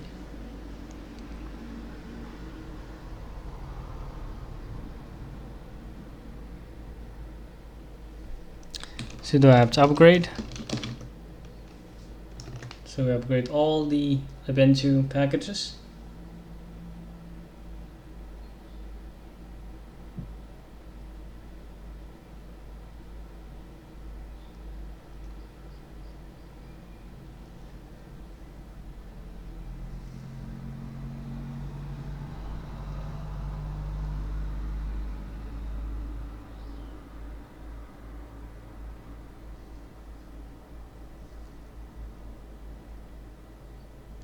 Gonna take some time. So yeah.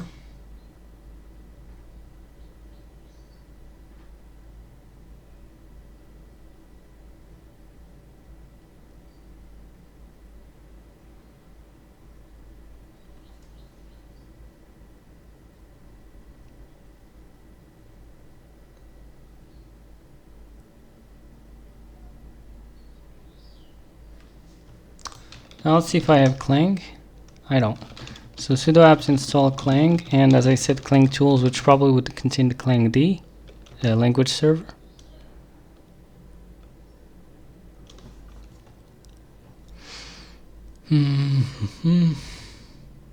Could also use GCC, but I just want to use clang here in Linux.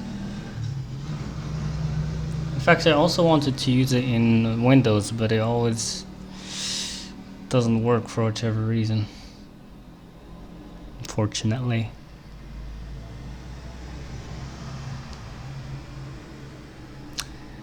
And yeah. So what are we gonna do next? Do I have clangd now? I don't. Well, apparently clangtools doesn't install it, so let's install clangd. We also want to install cmake-format from pip. Do I have pip? What about pip3? Well, sudo apt install. I think maybe I could just say python-cmake-format though. Can I do that? Apparently no. What about this? No. Okay, then python 3 pip, install that please. Yes. And then we could use pip to do our thing. Come on. Pip install cmake-format. Well, pip3 I think. No? Try apt install python 3 xyz. Okay, well, let's try again maybe. Apparently it doesn't want to work. Pip3 or python 3. Oh, sudo. Weird. Ubuntu cmake-format.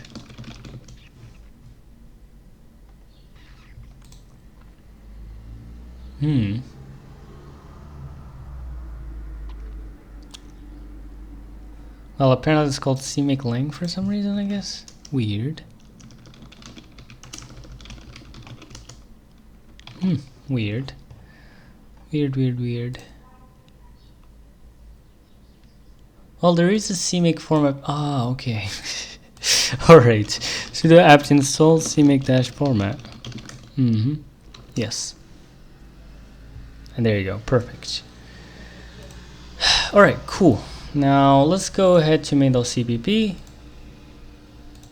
And if clangd was right, delete cache and reconfigure Linux clang. Oh, do we have cmake? I don't think we did. Sudo apt install git and cmake, and also Ninja. We also need Ninja, yeah. Ninja. And I'm just gonna pretty much, well, we can't actually install Ninja, that's weird. So Ubuntu Ninja. Ninja-build apparently. Alright, cool. Now let's just restart vscode here. It would automatically connect again to the WSL. And let's go. As you can see right now, it is actually using cmake and so on, which is great.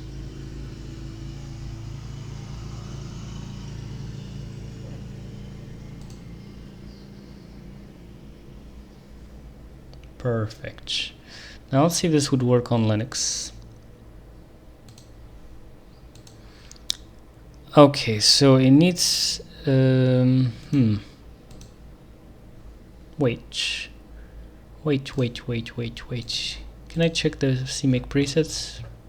So it's using base, right? Huh? Wait, no. I see. I'm missing something here. So this should be hidden, please. Hidden, true. And also this is just clang pretty much. Yeah. Is there another clang here though? Nah, that's clang-cl. That makes sense, cool. Now this would be Linux clang. And in fact, instead of, wait, what? Not here, here, please. Linux clang here. And yeah, we should be good to go here. Delete cache and reconfigure.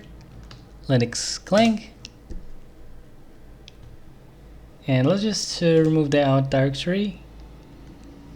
How do you remove this? Bruh. Let's reconfigure.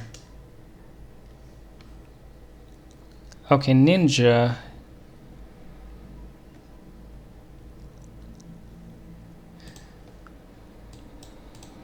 cmake was unable to find the build program. Why? Ninja. Weird. Let's try to restart.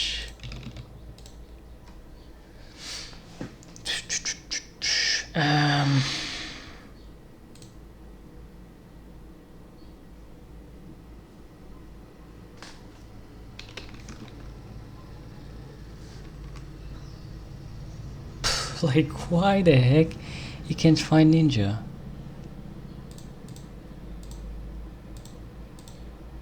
It's very strange.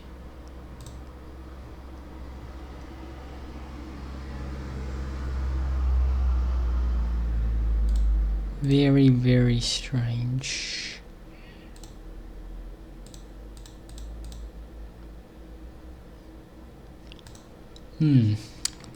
Maybe it's case sensitive. Let me try one little thing here. What if I do this?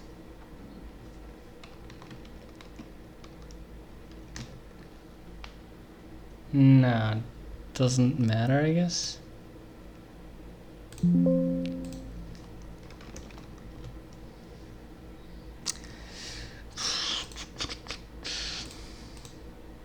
Well, what instead if we use GCC?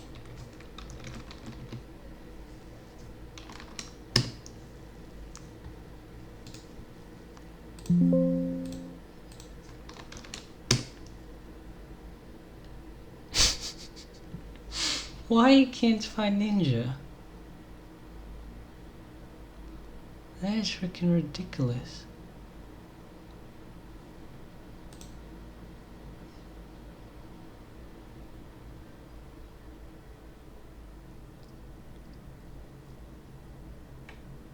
Also, let's actually make sure vcpkg bootstrap is on. Oh yeah.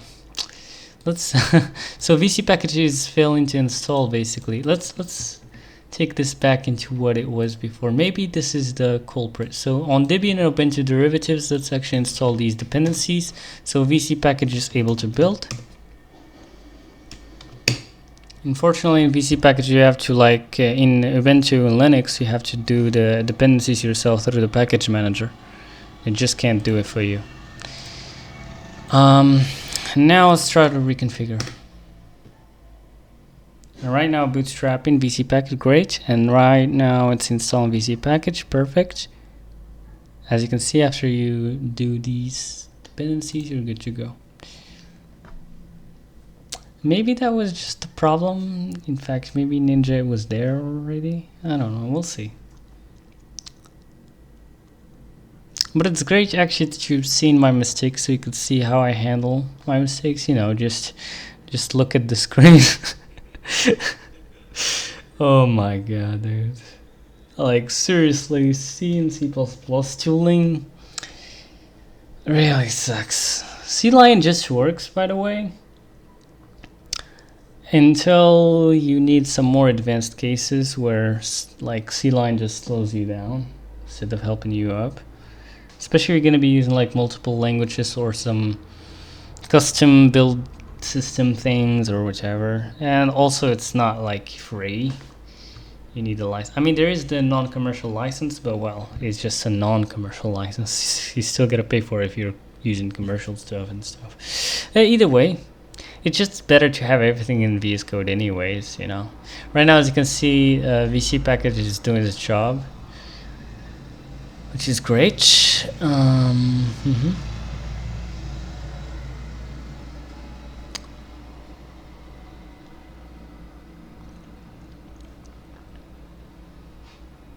Okay, come on. It's building Linux right now. Cool. It's building the binaries. Great. Great, great, great.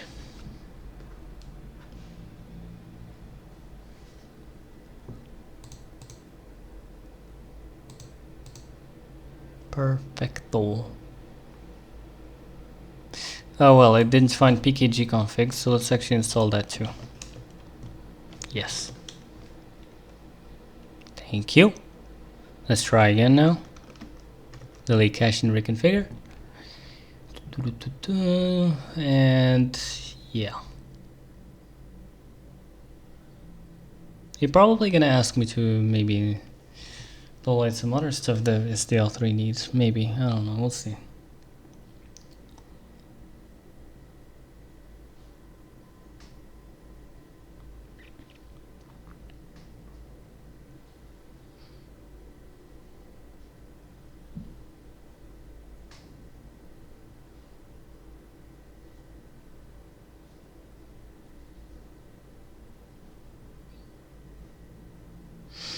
Configuring x64 Linux. Also for hardware acceleration, you probably want to install the Mesa, make sure to install the Mesa DRI in WSL, otherwise it wouldn't work. Ubuntu.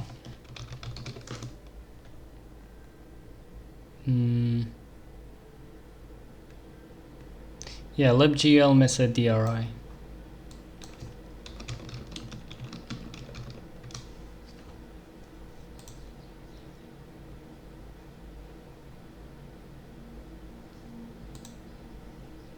I don't know why I don't want to enter this. Weird. Either way.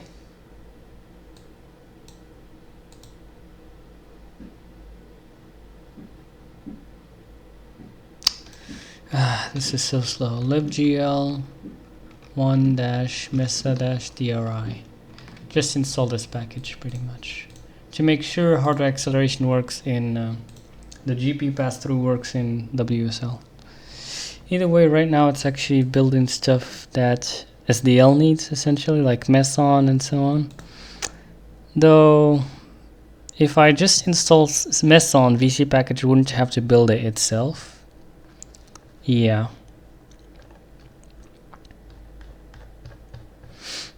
Let's just wait for this to finish.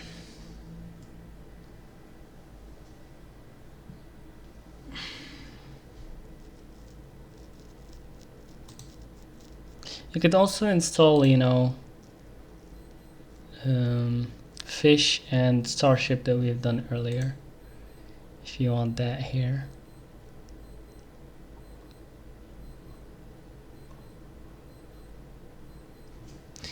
Sorry.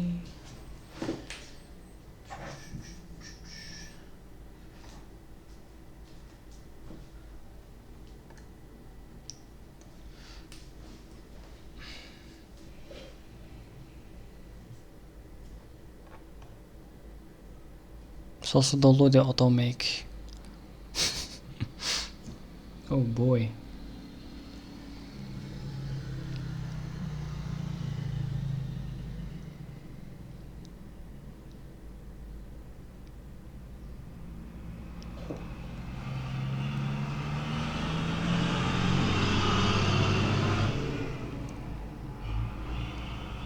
Come on.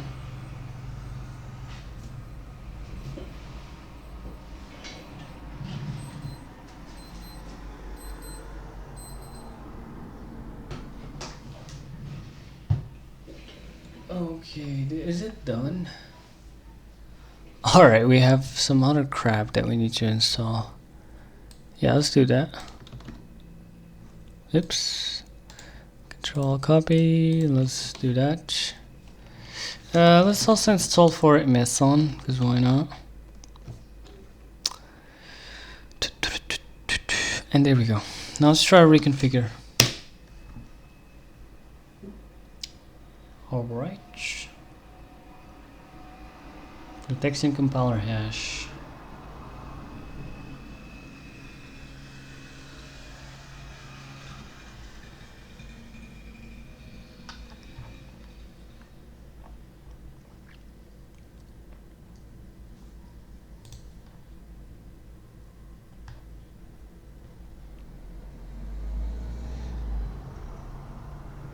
And cmake error. What the heck, dude?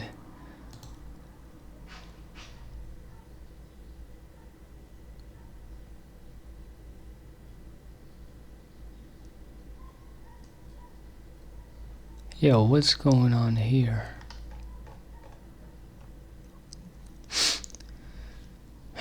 Will be built and installed. It's trying to build divas, expand all these.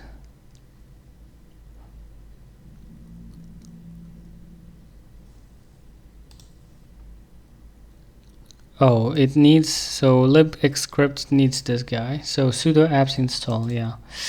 Let's grab this.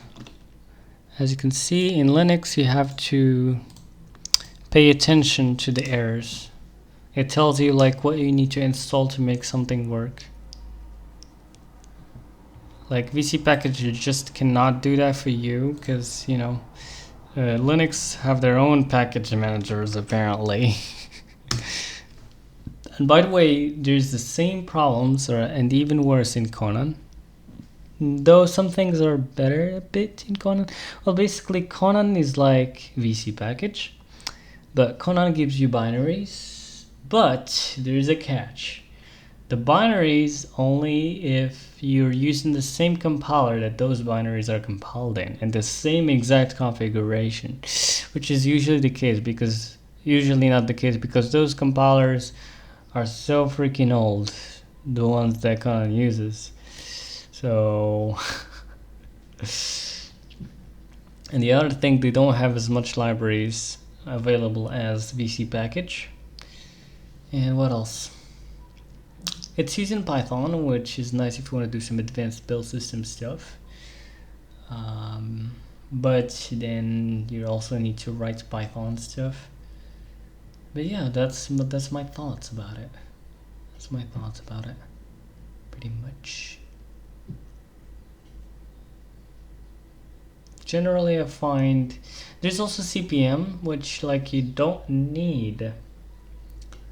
You don't need an external package managers. It just uses cmake. It's just a cmake script, which is nice. But you have to track your own dependencies. Like for example, let's say you want SDL, and let's just say hypothetically that SDL requires another library that you gotta basically add it yourself.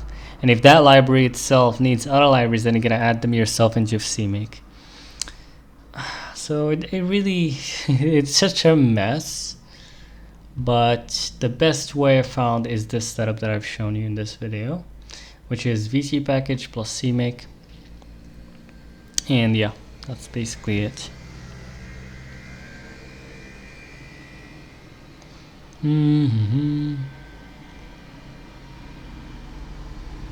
By the way, I got Qt to work also on here. Like you just add Qt base with widgets feature and it just works. Of course, you do have to do some cmake stuff if you want me to make Qt. In fact, I'm probably going to make a video on how to set up Qt in the future. But yeah, Qt 6 of course, which is pretty sick. There's also Boost. I also want to make videos about that one. But yeah, vcpkg really opens up the door for a lot of cool libraries that beforehand it was very painful to set up, that just no one uses them except for the big players, which is interesting. So So kind of like vcpkg just lowers the bar basically. Or should I say raise the bar? I'm not sure, either way. Especially in Windows. Linux, as you can see, you have to constantly look for hidden dependencies and add them yourself. Though, fortunately, it does help you. Like when there's an error, you just make sure, read the logs, and you're gonna see what's missing, pretty much. Though, of course, all the stuff, almost all the stuff that we've done in this video is just a one-time setup. You're not gonna do this like for every single project. Like you just have to make the first thing works and you're good to go. So yeah, this cmake export compile commands generally would have been nicer if all projects include them themselves, so it does it for you automatically, but they don't, unfortunately. So if you want to make sure that any project you open up that have cmake, that they do export compile commands, then just keep this here and it would override whichever settings there is. Other than that, there you go. That's pretty much it. That's pretty much it. And it takes quite some time, huh? Oh boy.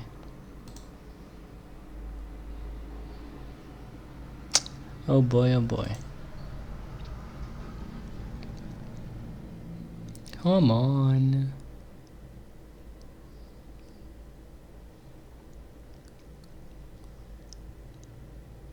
There's also these power tools, which is pretty sick. Power tools. You can check them out. It adds a lot of cool features that you could check out. On Windows, of course. I didn't use it in this video, but I could probably say Control, I think 2 or something. I don't remember the shortcuts, but either way. It would basically allow me to draw, like, yeah, here we go, draw. And then I could draw stuff into the screen and so on. I may use this in certain tutorials, but yeah. Pretty cool stuff. Oh man, this takes forever. What is it trying to do here? It's built-in lib. So basically it's anything that it doesn't find, it just try to build it from source if possible. Otherwise it errors and it tells you exactly what you need to build, what you need to install. Now I could have just said sudo apt install sdl3, maybe, but yeah. It may have been faster if I just git clone this stuff into WSL directly, but then I wouldn't be able to share these between Windows and Linux. But yeah, right now it's built in release mode. Alright, for lib mount. Or in fact, you know what? I could even go ahead to SDL3 and dependencies Ubuntu. Search for that, go to readme Linux, and here you go. You could install all this stuff and it wouldn't have to build all of them. You know, so you wouldn't have to chase all these freaking errors. You probably would find something similar in vcpkg, I think. My bad, I haven't used them, but it's already too late anyways. Already done all the work. But vcpkg ubuntu dependencies. Do they have that? I wonder. I don't see anything about that. Weird. There's also like overlays and so on.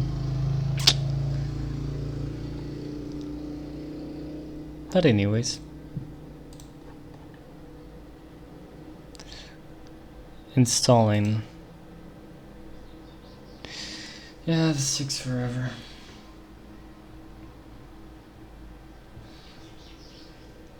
Hopefully it's close. Of course, this is a one-time thing. Like after that, it just caches all these binaries, and any other vcpkg projects you use, it would automatically do all of this. Like you just use the binary.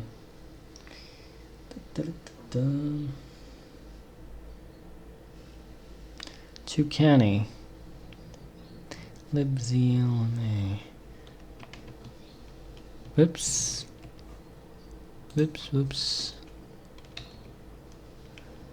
Okay, 2 hours. Oh my god. Let's make it 3. Honestly, I think I'm just gonna pause until this is done. Honestly, it took too much, so what I've done, I just said Ctrl-Shift-P, cmake-cancel build. I'm gonna make sure to at least basically install all the dependencies of SDL. Yes, I basically copied them from here, as we've seen earlier. And also, since we're probably in Ubuntu more than 22, we could also add these. Let me make sure. System, I think. I don't remember. How do you do that? Yeah, uname, I think. Uname. Well, uname what? Uname-a. And it's which version this? It doesn't really tell.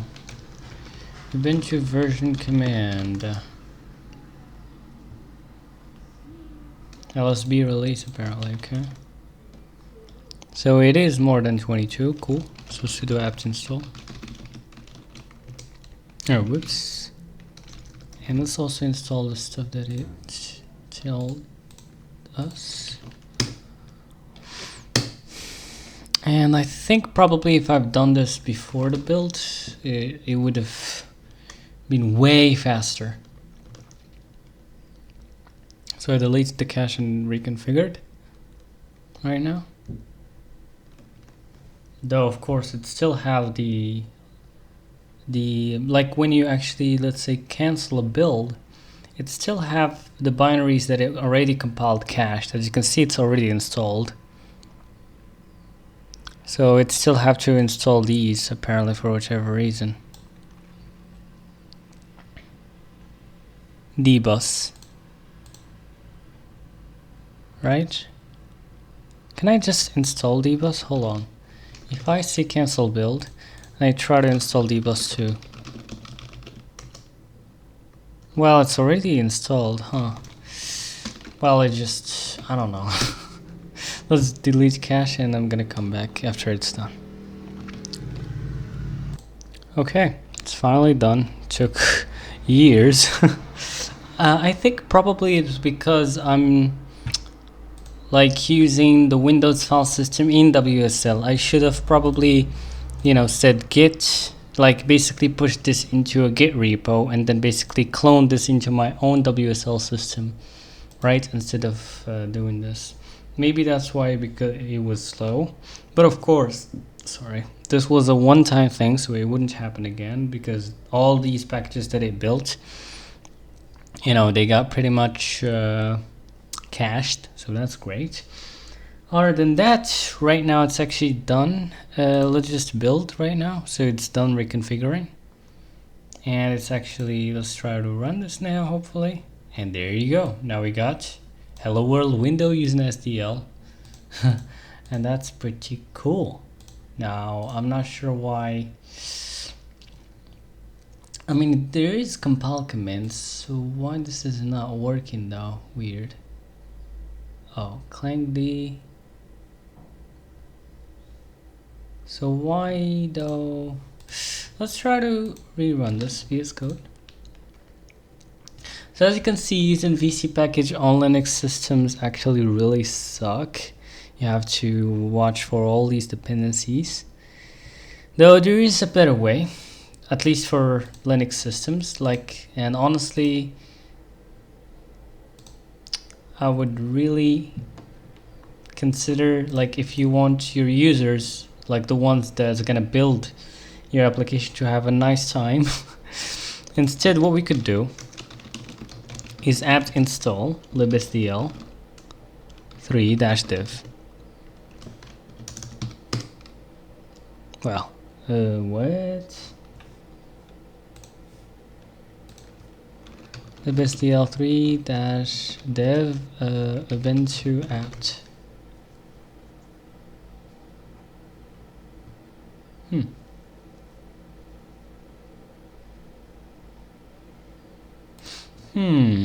Weird. How about libsdl slash? Okay, yes. Doesn't it install libsdl3 though? Doesn't seem like apparently. I'm not sure why. Weird. But either way, if that was the case, what you could do, you could make your own toolchain file, right? So you could say cmake, right? And then another folder here called toolchains, right? And then basically make a new file here called toolchain.cmake. Now here, what you need to do is include cmake current source there, / well, cmake, let's go with vcpkg. Well, what the heck, hold on. Maybe, can we do this, / scripts build system / vcpkg.cmake. I think that's what I'm gonna do maybe. The paths of the source are currently being processed. Yeah, I think that's probably what I want to do here. Now, instead of, so basically here in cmake presets, instead of using this directly, we could just use our own. So basically cmake / build systems or / toolchains / instead of vcpkg, we're gonna use our own toolchain. Let's see if this works. And yeah, it just works the same exact way as you can see here. Can I verify that? Toolchain, yeah, perfect. And as you can see right now, vcpkg is working. So now that I actually got control of my toolchain, I could do all sorts of cool things before and after vcpkg. So what I could do here basically is, if, well, hold on, if not defined, use system packages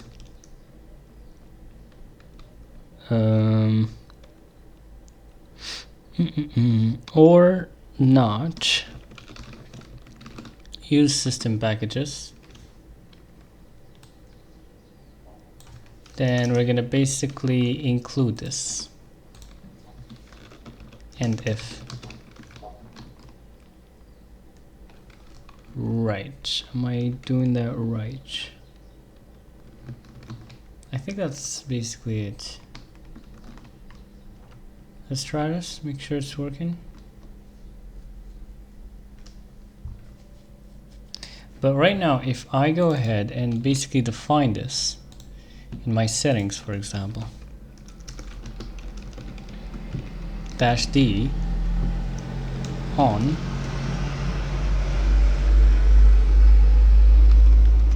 and then I basically delete cache and reconfigure. Let's see what's gonna happen. Would that work?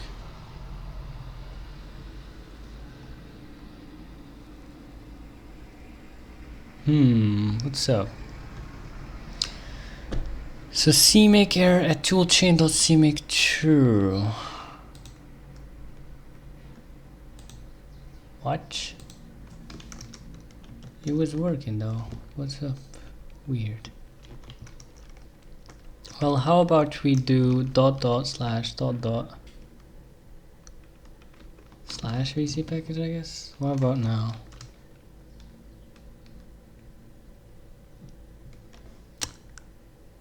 What? You know what? Let's just freaking put the toolchain here. Let's remove this stuff.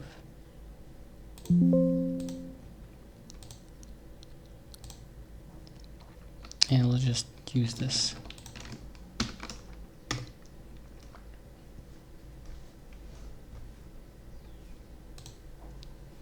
Now let's try this. Include.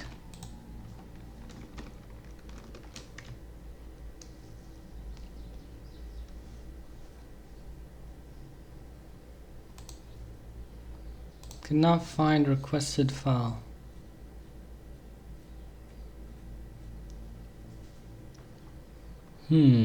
Weird. Maybe dot slash. It's still not wanting to freaking do this. What?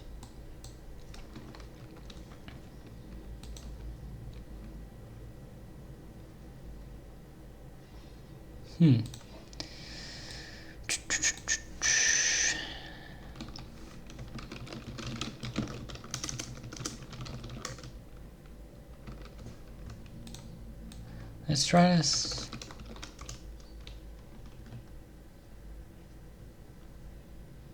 Yeah, freaking give up. I don't know why this works, honestly. But yeah, I don't know how it worked before, but now it doesn't. That's very freaking strange. But either way, I'm just gonna remove this thing or not, you know, and just keep as it was, honestly. This sucks. This sucks really bad. Now let's remove this. And just keep this as it was, please. Oh my god. If it works, don't touch. Delete cache and reconfigure. And yeah. So I think that was it for this video. I got cooked real bad. That was it for this video. Thank you all for watching. And see you in the next one. Goodbye, everybody.